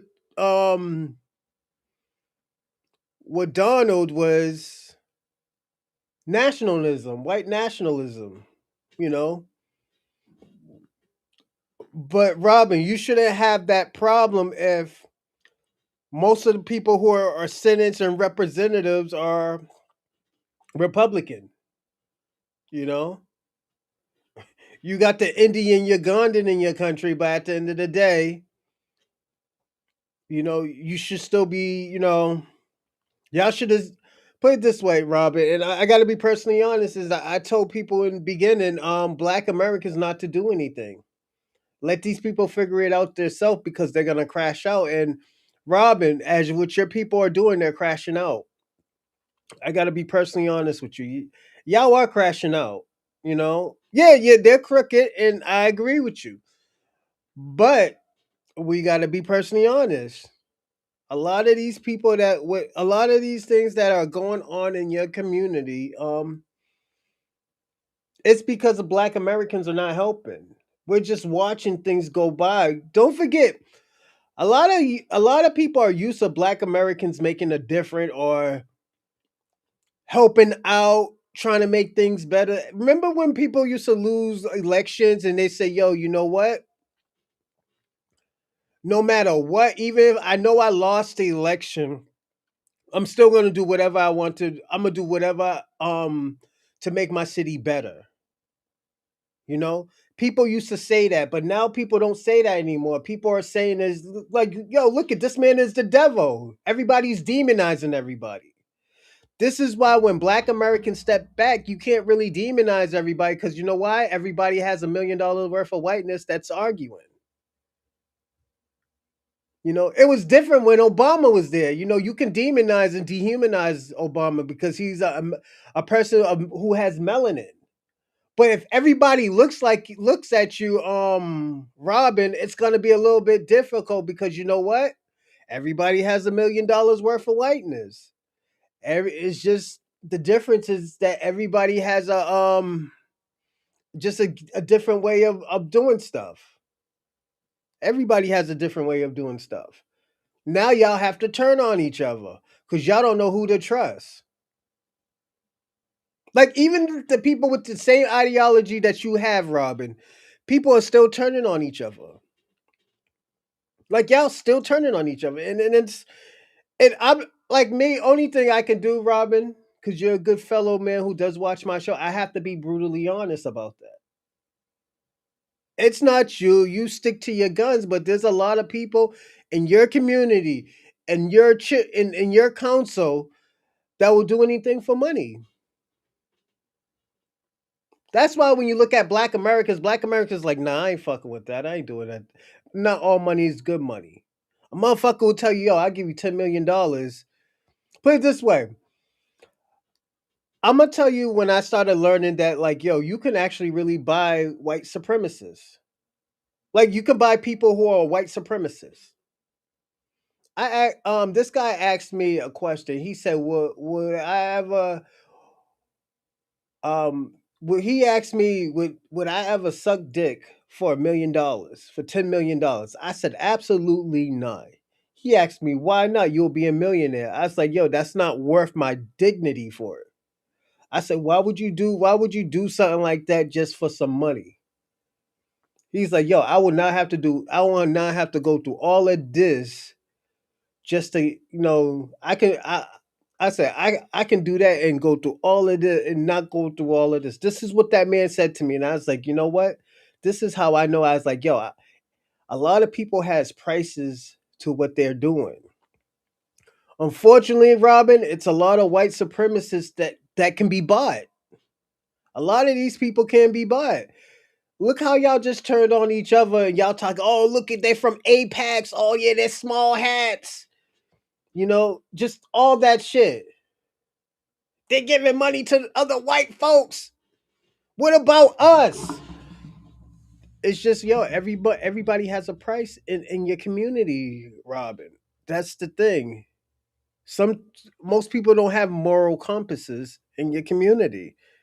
We were built on moral compasses. We were built on saying no. We were built on saying like, yo, you know what? Fuck this job. I'm just going to look for another job. They're not going to keep on doing this to me. Like, you want to hear something crazy? I remember I was working at an $8 billion company. My the raises came up. This white man had the audacity to give me 8 cents raise, and you know what I did? The next week I quit. he thought that shit was funny. So I quit on him. And I gave him a 2 weeks notice and left in 3 days. I used all my 6 days and left in 3 days. You know? It's just a moral compass that a lot of your people, a lot of your brothers and sisters don't have, Robin. You know, this is why I was saying, and this is the first time I'm ever explaining this. This is why y'all need Black Americans. Y'all need Black Americans because you know what? We're moral and ethical people. We're not gonna just like, oh yo, they're giving me a whole bunch of money. Fuck that. Fuck that. I mean, fuck that. I'm taking that money. Nah, we're not like that. No, nigga. Why are you giving me that money? What you need me to do? Nah, I ain't doing that. You can have that money. Keep that fucking money. You know? That's why I never told nobody that story, but yeah, somebody's like, yo, would you suck dick for $10 million? I said, absolutely not. And the thing about it, a lot of people don't have moral or ethical compass, you know. And don't get me wrong, there's some Black people who they'll suck a dick real fast for $10 million. You know, it is what it is. Authorizing this commission to study the impact of slavery in New York State, specifically, expressly states that we are to examine the impact of slavery and the... To be honest with you, Robin, that sounds all good and dandy. And I'm gonna put your joint up. That sounds good and dandy that you would deal with with a Black Americans before a white liberal or a small hat. But a lot of Black Americans wouldn't deal with white people like that. And I'm gonna be personally honest, and it's the reason why it's bad history. Every time we had some type of deal with a white supremacist or a white person, they broke the deal. They broke the deal. They broke treaties. They broke the deals. You know, they broke. Like we will always be 10 toes down on what we do, but y'all never hold up to the end of your deals. So that's why a lot of Black people won't fuck with white people like that, especially when it comes to money, business, politics. It's just y'all are treaty breakers. Like, look at treaties. Y'all broke damn near every treaty in America. Like every treaty, you know? And like I was saying, Robin, this is what's going on. It's not you. It's the historical facts that went on with Black Americans and white Americans. You know? I'm not saying it wouldn't work. It's just there's no trust out of the white community.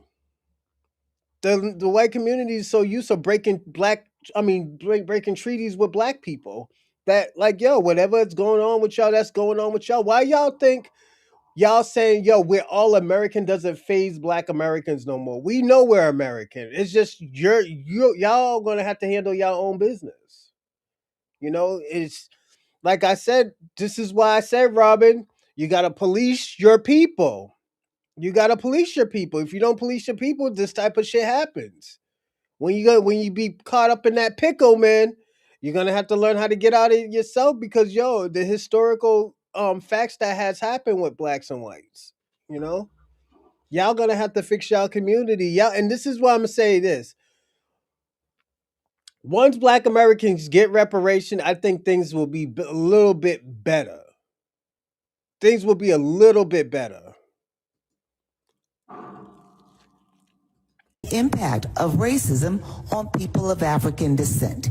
It is the language in the legislation. We are not... Robin, it doesn't matter in 2026. If y'all been breaking it, if y'all been breaking treaties, Robin, it's like every time I see, for the last 20 years, Robin, every time I seen you, I shot you. But in the last 10 years, I haven't seen you in 10 years. You think I'm gonna go up to you and be like, hey, yo, what's going on, Robin? And thinking you're not gonna see me? And I'm gonna be like, yo, that was like 10 years ago. No, Robin, it happens, you know, This is why we're in the situations with reparations. Because you've been breaking treaties. You haven't been keeping your word. So this is where I say you got to police your people, Robin. Mandated or allowed, I should say. We are not permitted to do anything but what the legislation actually authorizes us to do. And so I appreciate the points that you're making. I'm not challenging your concerns. What I am telling you is that your issue is not with the commission. Your issue is with the New York State Legislature. So if you want to challenge the commission and what the commission is doing, you have to work through the state legislature. You're going to have to go and actually fire at the New York State Legislature. Those who actually wrote the legislation, the bill, and the legislators that passed it. We are authorized to do what is mandated. Anything short of, anything overreaching, actually may throw out all of the work that is done. So your issue, I'm not challenging you. I'm just telling you, if you really want to take this up, you have concerns about who is covered under this legislation, about it being too broad, you have to take that up with the legislature. We don't have the authority. Thank you, Commissioner Jones Austin. So just want to share that your advocacy with your legislator is going. The Ghanaian president, he is asking all African leaders, meaning all 54 countries leaders, to unite behind slavery reparation. And how does this connect to the debate over Black America getting reparation today? I'm talking about the Black America born and raised in America, aka African America. So let me break it down.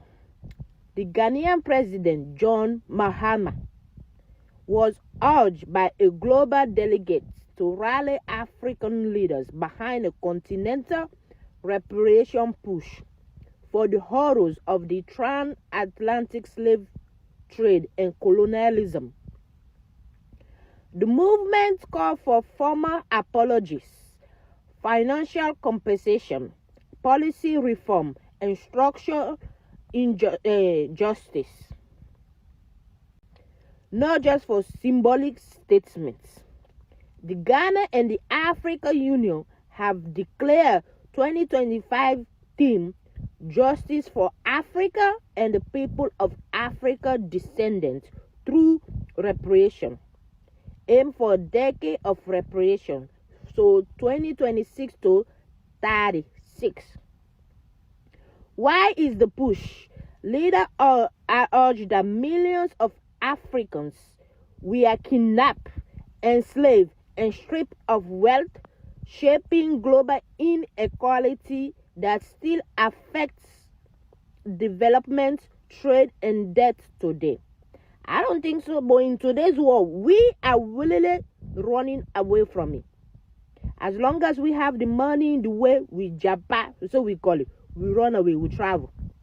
So this one does not know about the debt today. The debt today, the politicians are borrowing from China, from Russia. So I don't know what he's talking about. Let's continue. They want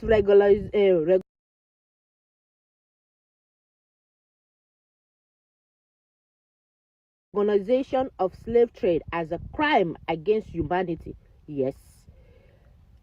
For stolen resources and artifacts and the economic uplift for historical export country. But what about the leaders? What we're going to hold about the leaders? Because nobody can come into your country without you knowing it.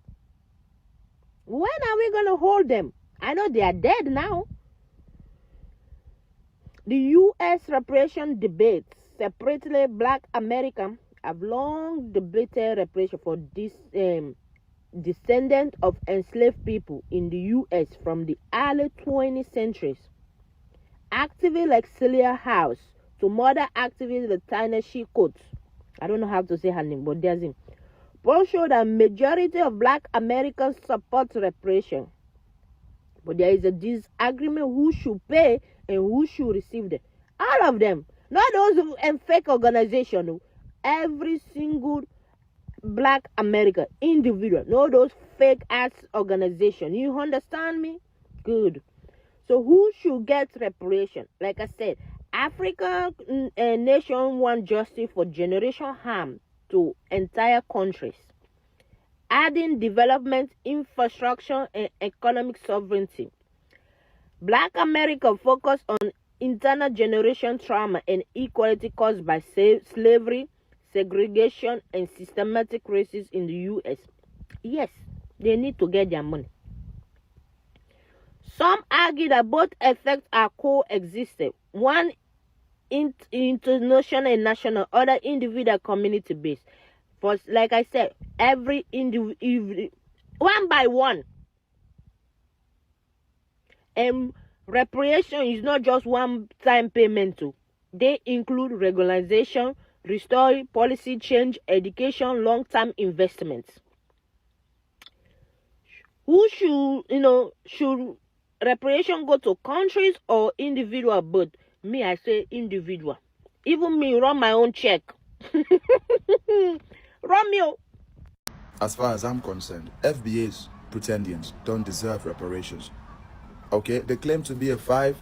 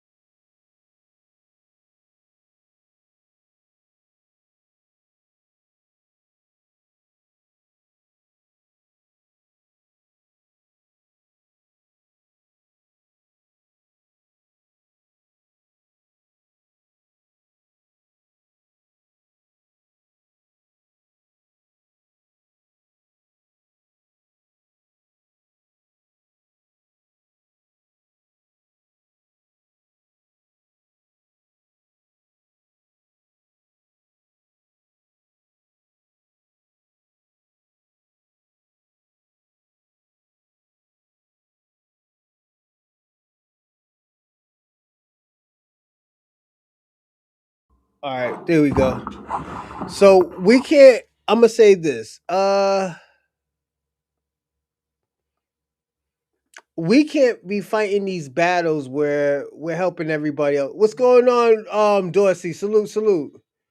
Your channel's shadow band. Oh shit, really? Jesus Christ. That's crazy. This is what you do. Take me off notification and put me back on. If any of y'all being shadow banned, take me off and put me back on the notifications and see if that works. Because they're trying to get us out the paint. I'm gonna be personally honest. Anything we talk about foundational Black Americans, they're trying to get us out the paint. And like I said, this is what comes with this type of lifestyle, man. You know, definitely with this lifestyle. But like she was saying, she wasn't saying anything wrong. And salute to her too. Even though some of the stuff I kind of couldn't understand, and some of the stuff I didn't agree with, but I do agree on how she feels. You know, and I can't get mad at people on how they feel. You know, so I will say that. $1 trillion community, right? But still live on food stamps. So what is reparations going to change? They still depend on the government for everything.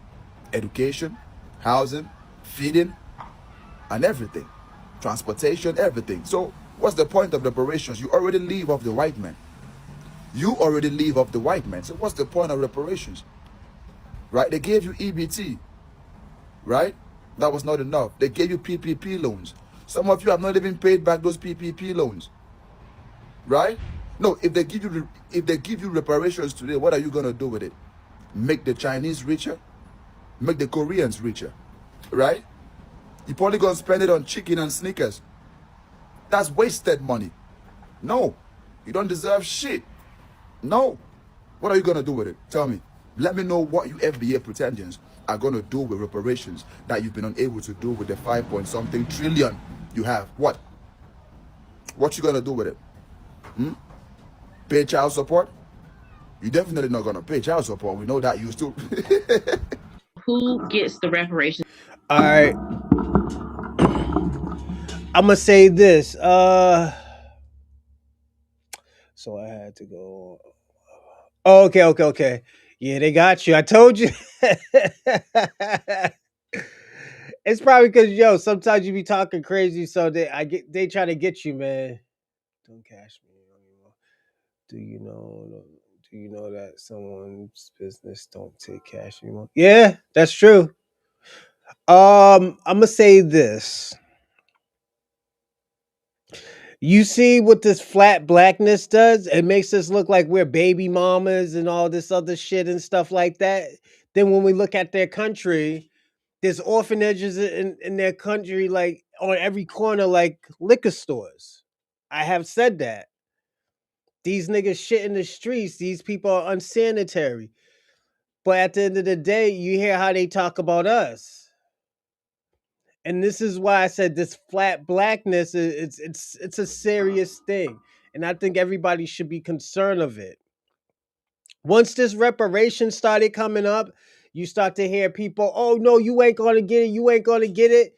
Now when the delineation is getting serious, now they're like, oh, see, you just want to delineate because of reparations. Yeah, we want to delineate because of reparation and the bullshit that you are doing in this country. And the thing about it, it's like the same situation with the FBI. We've been told that these FBI niggas is crooked. We've been said that. Now these white folks is feeling the heat with the FBI. And now they want to say it's crooked. And we said, nigga, it always been crooked. Where have you been at? Like, honestly, where have you been at? You told us that we don't like to comply. Is determined by the harm. Okay. So there are 3 errors of harm that many activists include within the reparations movement. The first error of harm is the transatlantic slave trade and chattel slavery. So the who there would be descendants of Africans enslaved in the United States. I agree with that. Foundational Black Americans, that's who we're descendant of. Of Kulu. I agree with that too. But when these type of women talk, there's always a catch. So let's see if there's a catch to it. Being the Black indigenous population that was put on those plantations. That's a story for another day, but I get the gist of what you're saying. I agree. The second error of harm is Jim Crow. Jim Crow is a continuation, a vestige of chattel slavery, and also a slew of discriminatory practices that would include descendants of Africans enslaved in the United States and some Black immigrant groups. Told you. There it is, family. Family, we got to be careful with some of these folks who come out here and they're always... That leeching, man. That's that leeching habit, man. And I always said, like, you got to be careful. She was talking all good and stuff. Then she came out with this. Hold on. And this is what she came out with. It's a continuation, a vestige of... Jim Crow is a continuation, including the Black indigenous population that was put on those plantations. That's a story for another day, but I get the gist of what you're saying. I agree. The second error of harm is Jim Crow. Jim Crow is a continuation, a vestige of chattel slavery, and also a slew of discriminatory practices that would include descendants of Africans enslaved in the United States and some Black immigrant groups. There it is, family. Family, we got to be careful with some of these folks who come out here and they're always going out their way to crowbar Black immigrants and immigrants in general into our reparations conversation. The moment we allow them to do that, reparations will be a nothing burger. The moment we allow them to crowbar other groups in there, it will be a nothing burger for foundational Black Americans, the people who it was meant for. Can you explain how reparations were paid to enslavers at the end of slavery? And this is something very interesting. The British had paid their enslavers with 20,000 pounds or whatever at that time. Well, the British government didn't have enough money to fully pay them. So that was part of the rationale for having the apprenticeship program, where they made the Africans work for a certain number of years after for free in order to pay that, okay? But actually, this is startling. The British government just balanced that payment in 2015. Say that again, please. They just balanced that debt in 2015. So we've all been paying reparations to the enslavers. Yeah, you had a Chase account, Barclays account. Right. Yeah, they just settled that score. Do not trust the white man; he will betray you.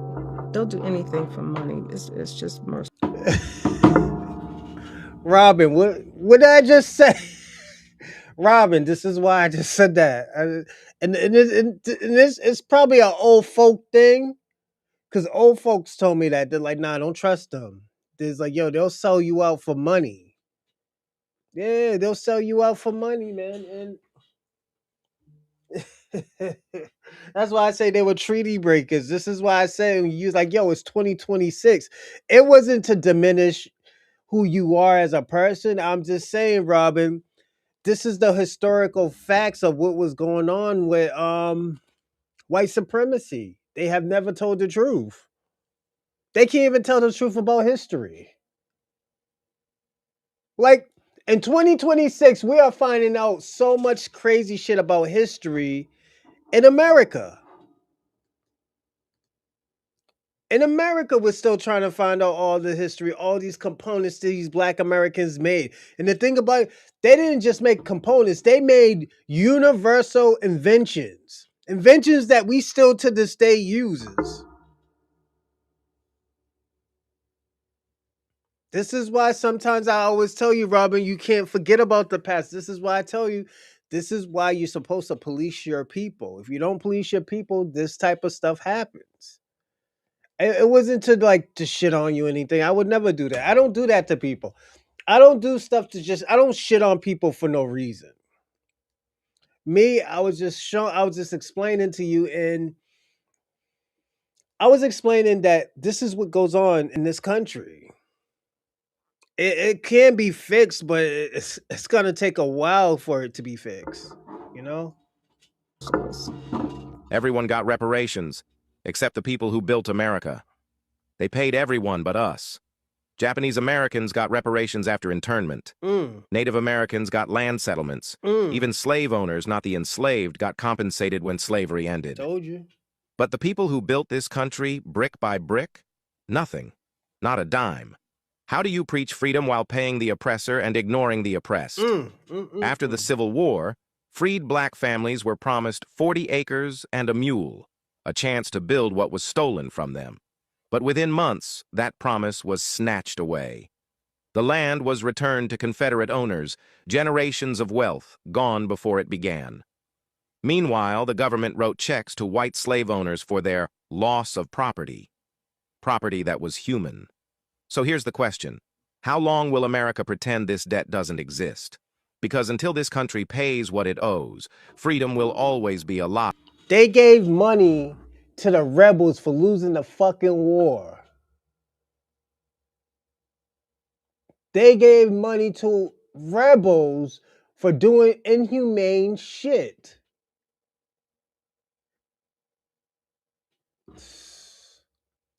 This is why I always tell people all the time, like, yo, sometimes it just doesn't work. Like with Pan-Africanism. I just told Shabak, it just doesn't work with Black Americans. We don't get shit from it. Why are we going to keep on doing something that it's not going to work? It just doesn't work for Black Americans. That's why I tell you, like, yeah, Robin, it would work. But it's just one can't keep their word. One set of culture cannot keep their word. This is why I say reparations, it's a start. It's a start. But the thing about it, y'all are worried about yourselves. Even with slavery, y'all was worried about yourself. That's why y'all had slaves. You was treating people like you was treating people like animals, and not you, but your forefathers was treating people like animals. So it's I don't know what I can say, Robin, to like, hopefully you understand it. But at the end of the day, it's hard to tell you that, like, yo, this shit would work with whites and blacks uniting. It's not gonna work. We tried that shit too. We tried that shit too. All we got is niggas hanging from trees. People getting barbecued and eaten. Like, it just doesn't work, Robin. You know? Wrapped in red, white, and blue. Follow for more untold Black history they don't want you to remember. If your birth certificate reads Black, Negro, Colored, African American, etc., and you're indigenous, do you know you have an ironclad lawsuit against the United States under misclassification? Did you know that, right? You know you can go after the United States for misclassifying you as what you're not, right? That's a huge lawsuit against the United States. You can get fucking damages out the yin yang. Also, it feels good to be alive at this time, right? So, did you know that they already shipped almost 20,000 so-called Native Americans out of this country? Oh, They're cleaning off all those reservations. They're taking away their rights. They don't get free land. They don't get free housing. They don't get any money. They cancel all that shit. They took them motherfuckers straight out of here, bruh. They taking them out of here by the fucking boatload, right? That's why you see these so-called Native American Indians, the pretendians. That's why you see them now making TikTok videos about, hey, do you feel bad, or are you ashamed of the dating of Native American woman or Native American man? You know why they're saying that? Because they need somewhere to stay. I thought y'all were the Indians. I thought y'all was the Indians, right? So why they on here making videos about, hey, would you date or would you date the Native American Indian or whatever? They're getting kicked out here by the fucking boatload. That's why they're doing that. See, people only come around when they need you, because when they thought that they were the Indians, you ain't see none of these commercials. You ain't see none of these videos nowhere. IG, Facebook, X, none of that shit, right? Twitter, whatever, right? You ain't see none of these videos. All of a sudden, you seeing these videos now. See, the only people safe on this land from deportation is the indigenous people. Those are the only people safe. See, white people think they're safe, but no, they're not, because white people are immigrants as well. I know y'all think this y'all country, but y'all are immigrants as well. So if y'all are fucking immigrants and are legal immigrants, because nobody gave you the right to be here, so you just as illegal as the people y'all chasing. But my problem is you got illegal people telling illegal people that they can't be here. The only people that should be telling people they can't be here is us, right? Now, did you see the lady, the Black Panther's niece or whatever, who's going after these so-called new Black Panthers of trying to stand up for all these other people? See, y'all got to pay attention, man. Nobody came to our rescue. Nobody. Now everybody want to know, oh, when did black women and Latino women start fighting? Since y'all didn't. I'm gonna say this. He makes a great point. And the point that I was talking about is with the new Black Panther movement. I'm glad that lady did stop that shit, because you know why? He's right. When have they ever fought for us? Niggas, oh yeah, we was in the civil rights. No, y'all was in the civil rights of trying to be in white. You know, so it's like I always tell people I understand, but this comes with the territory, man. The shit that these people do comes with the territory. It comes with the territory, and you just have to respect it. You know. Thought since y'all didn't want to share them tacos, y'all been fighting, right? Y'all didn't want to share them fucking tacos, so y'all been fighting. Now all of a sudden, everybody want to be like, oh, black people, can y'all come out and help us? No, because nobody helped us. Now you got these pretendians or Native American Indian women looking to date black men because they know that we the only one can get them to stay here. Well, guess what? I don't want you, and hopefully none of my people want you for what you did, because you got our money, you live free off our land, and you made a lot of fucking bread, and then you try to steal our identity. So why the fuck would we be coming to y'all rescue? Why would we be coming to y'all rescue? Anybody out there that's trying to save people that didn't come and save us, the problem is not them, it's you, motherfucker. Also, did you know the Hyundai plant in Georgia? Did you know all 6,000 of the workers so-called quit? But see, they tell you they so-called quit, but I think like I'm trying to put it, motherfucker. Let's go. How is it that the country that sold us, right? This is literally documented. How is it that the countries, okay, that sold us are now demanding that the United States, okay, who enslaved us, paid them reparations for us? Okay, I know you guys have seen this making the rounds, and I've been really like hesitant to talk about it or whatever, but to be honest with you, it's time to be real, okay, or whatever. Black Americans, okay, diasporic Black Americans, okay, who are descendants of chattel slavery, are not property of the continent of Africa or any of the countries or tribal governments that it represents. So for them to participate in our sale, kidnapping, okay, and then to be replanted in another country, never assist us in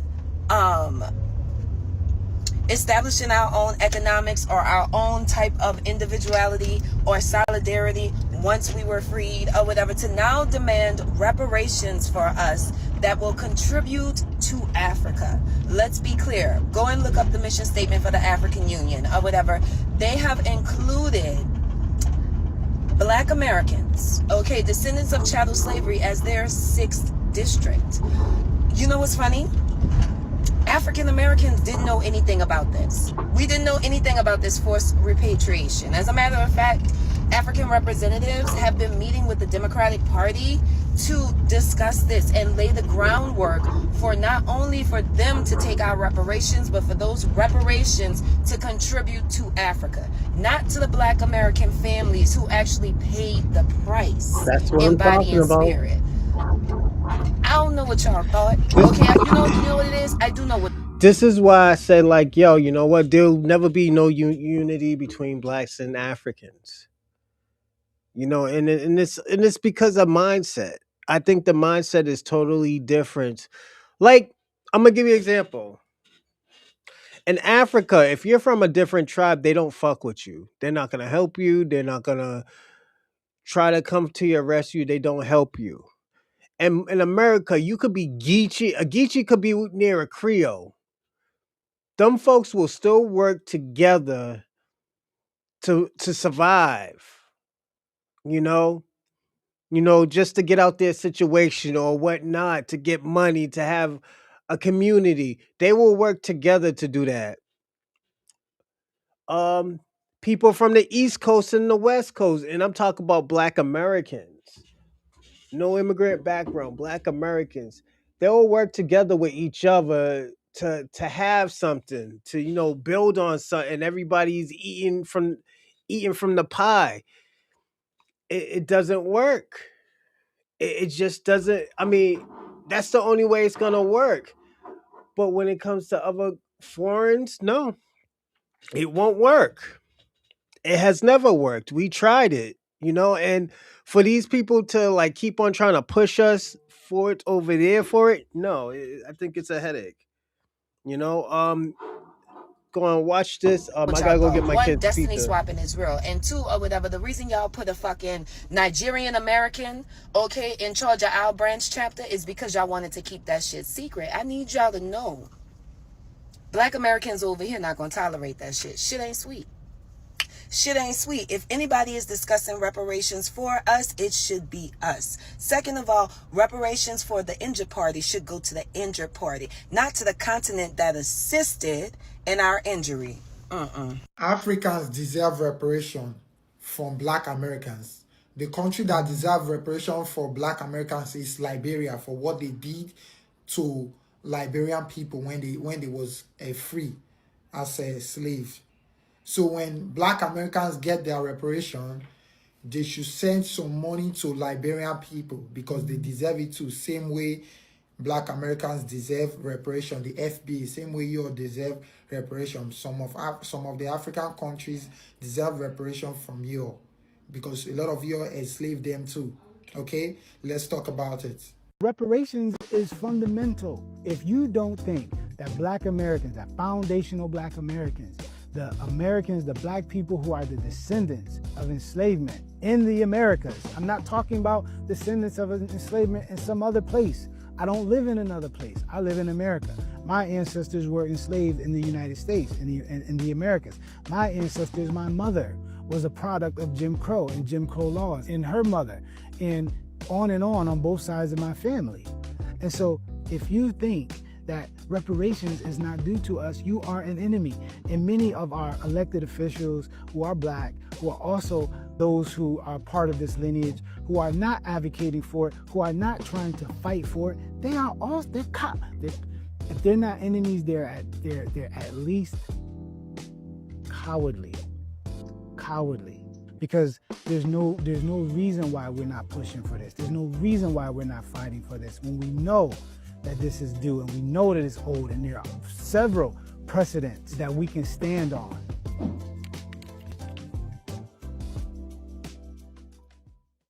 Happy Black History Month to all the beautiful Black people out there. Today is a good opportunity to talk about history and the history of reparations and how Americans absolutely understand reparations because they only recently stopped receiving them from Germany. People say reparations for Black Americans are unfair because, well, I didn't do it. But that argument didn't really stop the United States from demanding reparations from Germany. Germany finished paying reparations for World War II in 2010. Most of the people paying those taxes weren't alive during the war. They weren't Nazis. They themselves didn't personally commit any of the harm. And nobody argued that reparations were about personal guilt. Actually, they understood that it was about state responsibility. Meanwhile, Black Americans can trace government-enforced harm well into the 20th century, right? Through things like Jim Crow, redlining, segregated schools, the GI Bill exclusions, policies that created today's wealth gap that were done by design. So when people say it's too long ago, what they really mean is we don't want to actually do the repair. We don't want to actually work for it. Reparations have never been impossible. They're just politically inconvenient. Especially when the people who are owed those repairs and reparations are Black. And yes, the refusal to pay those reparations is Black history. Y'all have a good one. reparations in this curriculum because it would pretty much dissipate the angerment when it comes to why we need to be sharing reparations amongst Black Americans, Caribbean Americans, because we are a part of a shared. Yeah, she's about to get booed off that fucking mic. She's about to get booed off that fucking mic. Why we need to be sharing reparations amongst Black Americans, Caribbean Americans, because we are a part of a shared piece of history. A Caribbean, an African didn't know anything about reparations. That started with Black Americans. Matter of fact, a Black American woman by the name of Callie House started the reparation movement back in the 1800s. She gathered Black people, about 300,000 Black Americans, ex-slaves, and was like, you know what? We need to take this up with the government, the Congress, that they need to pay us reparations for enslavement. Callie House. Every reparation movement in the United States goes back to Callie House. And once again, Caribbeans, Africans, they didn't know anything about reparations. That's a Black American movement. But back to my Callie House story. Man, I just get so infuriated when people try to hop on somebody else's movement, somebody else's wave. But Callie House gathered 300,000 PAN members. And it was like, yes, let's press this forward to the government. And you know what the government did? This government accused Callie House of fraud. They was like, how are you telling Black people that the government is going to pay them reparations? Why would you even think of that at this time? Because it's no, we're not going to do it. So why even press us? And they locked her up for a year. And that kind of slowed down her movement. She went back home and eventually died. But after they locked her up, that kind of took the movement, the power out of the movement. But if you look at all reparation movements, it goes back to Callie House.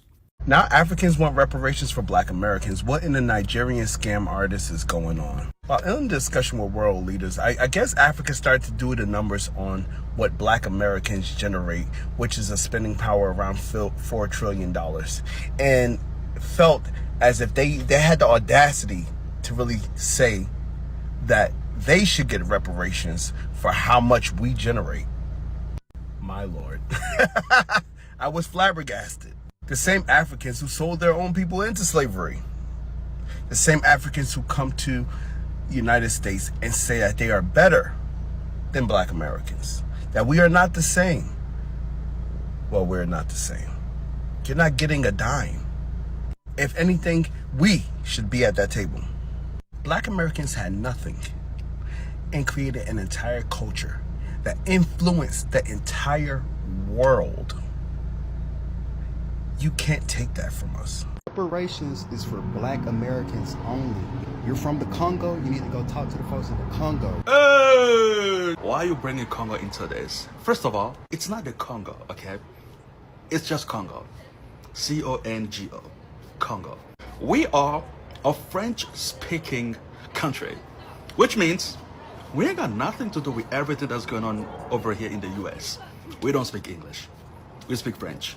So the vast majority of Congolese people don't even know what goes on this side of the planet because they don't speak English.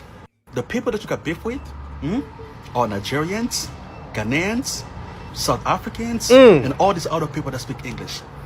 It's not us. Second of all, we don't need no reparations.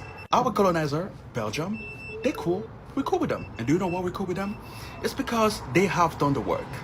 You will never see Congolese people on the internet fighting with Belgians over colonization. They did not even know what their king was doing in Congo. They didn't know. And when they found out what their king, Leopold, was doing over there in Congo, they were pissed. I've never heard any other group of colonizers get pissed after they found out what was going on in He's cap. They took him out and sent another person to enslave Congo. About Belgium, they were pissed. So when Lumumba went to Belgium to fight for our independence, the only people that were opposed to our independence were the people that had interest in Congo. So he's lying. What had happened was,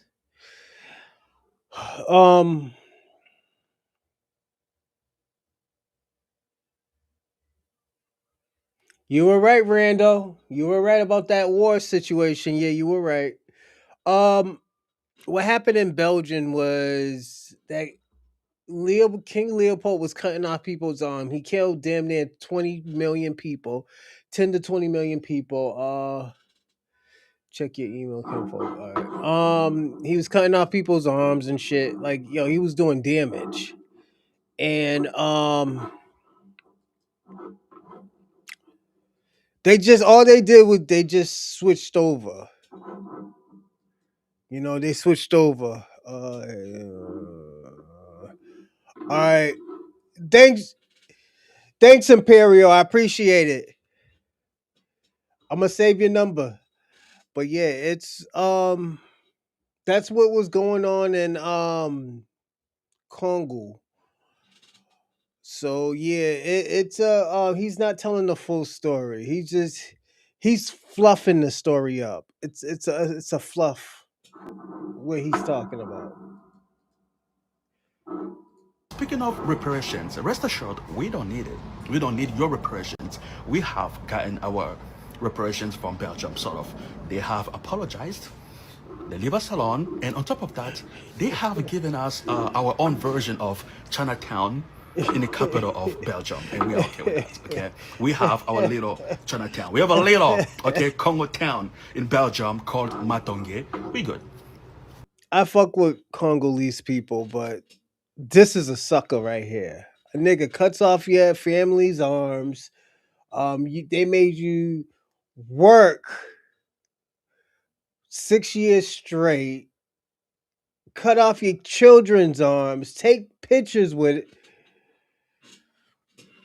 it. If you love it, if you like it, I love it. All right, that's you, my man. And this is why I say, yo, this is why I was so nice about when I said, yo,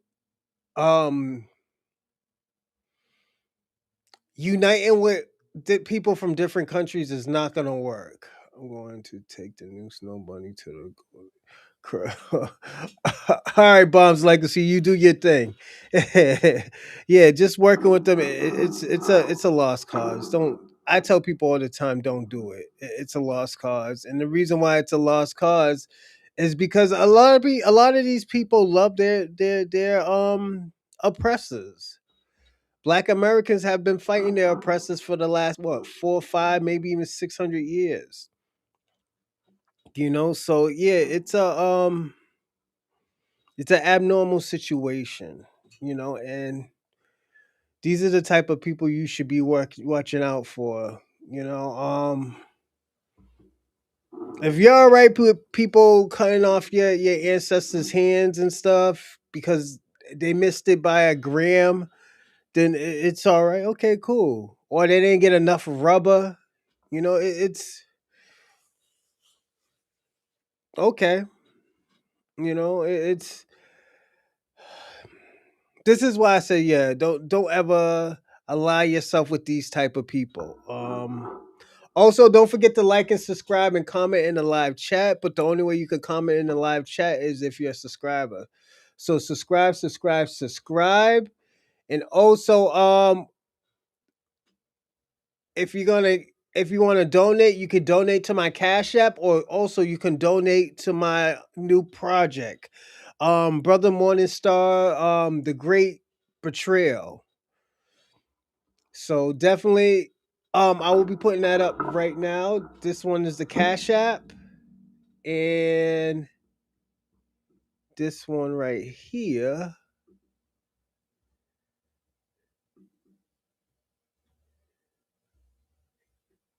And this one right here is the project. So definitely, oh, that's Cash App.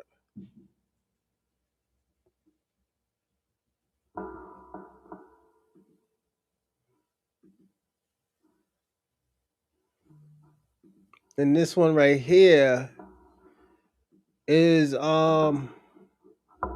GoFundMe. So definitely hit the GoFundMe up. I got a few months, probably 2 months before I start actually getting busy. So definitely hit the GoFundMe up or the Cash App, because what I'm gonna do with the Cash App is just send it to the GoFundMe as a lump sum. And also, thank you.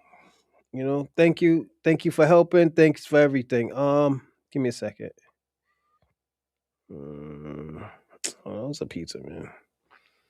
Let's get back to business. We're almost done, everybody. So We good. But don't worry about it. We don't need your reparations, okay? Go talk to the Nigerians and the Ghanaians. They are the ones of the reparations. We good. Bye. Reparations is for Black Americans only. If you're from Africa, you are not eligible. You're from the Congo, you need to go talk to the folks in the Congo. You're from Zimbabwe, you gotta holler at them folks.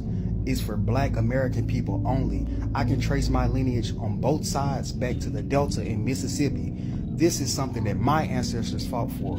And my name / called Simpson. I know that's directly. I know my lineage. Whoa, I know my Simpson lineage. is not a black That's athlete. exactly. You want to tell your last name? You want to tell your last name? This is what I'm trying to say about Breadman. You still losing me, bro. It's called descendants of slavery. It didn't happen in Africa. It happened here. That's what we're fighting for reparations for. You can't move it over there. You want to move it over here and move it over there. It's gonna happen here, nigga. Well, Breadman is choosing to define his blackness by a white person's terms. This nigga talking dumb. White people, Explain. because they're paying money, they have to differentiate who specifically they're paying money to. Black people. Yes. They have to differentiate who they're paying money to. Because me and you are both black, nigga, but you ain't American. You're from Nigeria, first generation. You don't have shit to do with American slavery. Conversation over. Argument over.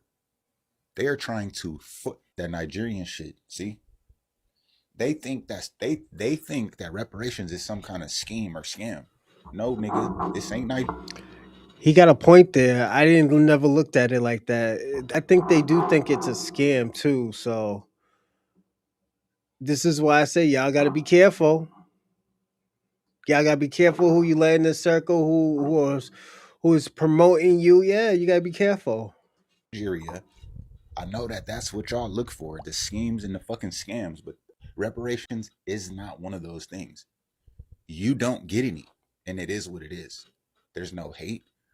We don't hate you guys. We love y'all. We are brothers. No, whoa. But when it comes to reparations, it ain't for you or your ethnicity. Period. So they had to discern, you can get money, but you can't, because we could only link it to people who are directly affected by this. So he's choosing to define his blackness by white people. Did you take geography? I mean, like, so. Conversation is over. Y'all just heard the mental gymnastics this man went through, trying to explain whatever he was trying to explain. And how they were affected 400 plus years later, and now you're saying that you're the fuck affected by the Atlantic slave trade because you came over here, you got your ass whipped, you got beat, you got mentally destroyed, emotionally destroyed, you got all of that. So now you think that you're owed something, bitch. You're owed nothing. But what you do owe is an apology to Black Americans. See, I ignored the Essence Festival thing. Not my monkey, not my circus.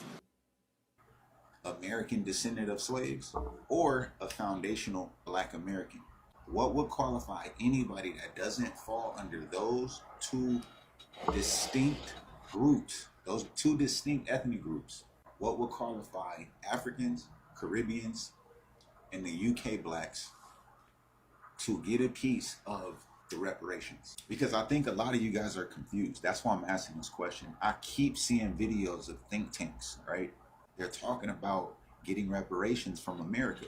But there are people in the think tanks that aren't an American descendant of slaves or a foundational Black American. So I'm asking, what would qualify the other Blacks to get reparations from America if you are not a part of Black Americans, foundational Black Americans, or American descendants of slaves, which is the same fucking group of people, right? Now, I mess with my brothers, my skin folk, right? But I'm asking a serious question. What qualifies you to be in the conversation or if they printed the checks tonight, what qualifies you to even feel like you should get a piece of it? Because your ancestors didn't go through what my ancestors did, right? You would have to take that up with the Jamaican government, the Caribbean government, from whichever little island you're from, right? The Bahamas, wherever. You got to take that up with them. In Africa, Black Americans have fought and bled to get to this point, to even have a conversation surrounding reparations. Now, personally, I don't think it's ever going to happen. Let me just make that clear. But what I'm saying is this. There are hundreds of think tanks, hundreds of videos online that you can go look up with people talking about reparations. And there are a lot of non-blacks. When I say non-blacks, I mean non-black Americans talking about receiving reparations from the American government. How the fuck does that even make sense? You're not American. You're not a foundational Black American. You're not an American descendant of slave. How are you even in the conversation? I kind of feel like this is a real slippery slope that we should get understood now, okay? Because what if, like I just said, I don't think we're ever getting reparations, but what if they say, fuck it, we're going to give them reparation? What qualifies an African or a Caribbean to get anything? Yep. From our government? Injustices. Critics in Washington have taken particular aim at agenda items they claim to go beyond traditional diplomacy, including proposals for financial compensation for descendants of slavery and colonialism, as well as calls for reparatory justice in emerging fields like artificial intelligence. The body had previously argued that only reparatory justice can address what is described as technology-enabled racism in fields such as artificial intelligence. Is Secretary Mark Rubio. And this is organizations. All right. So it's just all right, everyone. I'm gonna land here. Give me a second.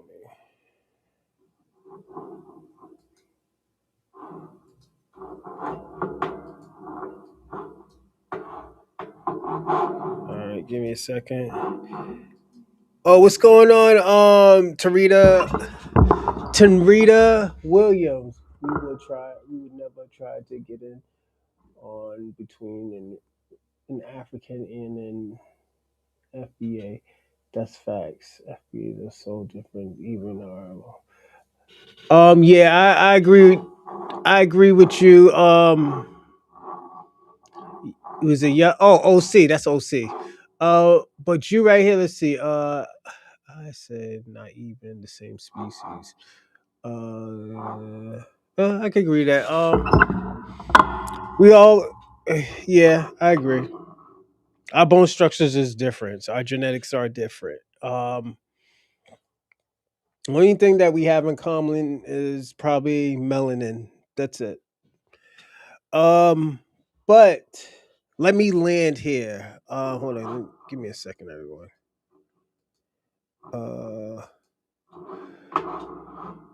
I'm sorry. Just give me 1 second. All right, let me land here. I'm gonna say this.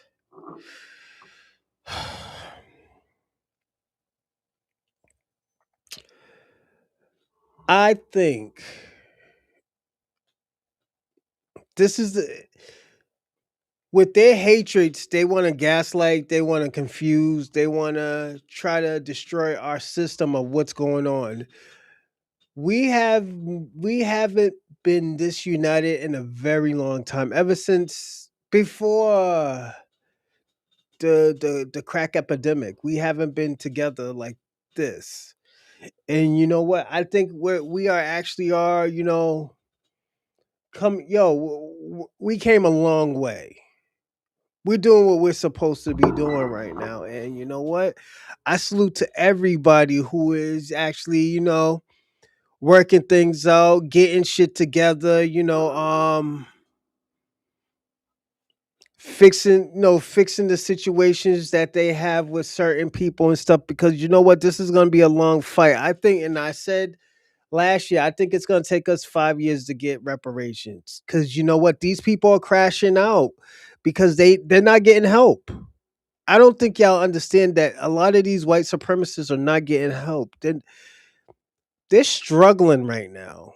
They're going through a situation where that where they're gonna need help. They always needed a common enemy. And now these people don't got common enemies, so they're turning on each other. I've been telling people that they're gonna turn on each other. You just gotta step away and just watch from a bird's eye view. Just watch from a bird's eye view, and you just see these people turn on each other. Because at the end of the day, they have done that before they even step foot in the on this part of the world. They were going at war each other, fighting over land until they broke it up. So now you will see what I'm talking about. All I just need y'all to do, just step back and watch. Let them talk crazy about Black Americans. When they come in your space and when you see all the violence that they're going through, don't forget, only time they get crazy is when they know we're right or they know we're doing something great. So just keep on paying attention, doing what y'all doing. Y'all are doing good out here. Y'all keeping the Black American lineage alive. Y'all keeping it alive. While these people are stressed out, they're going crazy, you're doing what you're supposed to do. You know, I'm gonna land here. Give me a second so I can start shouting y'all out.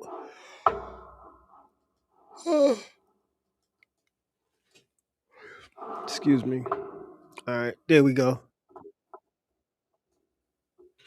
Okay. So I'm gonna give shout outs to wrong one.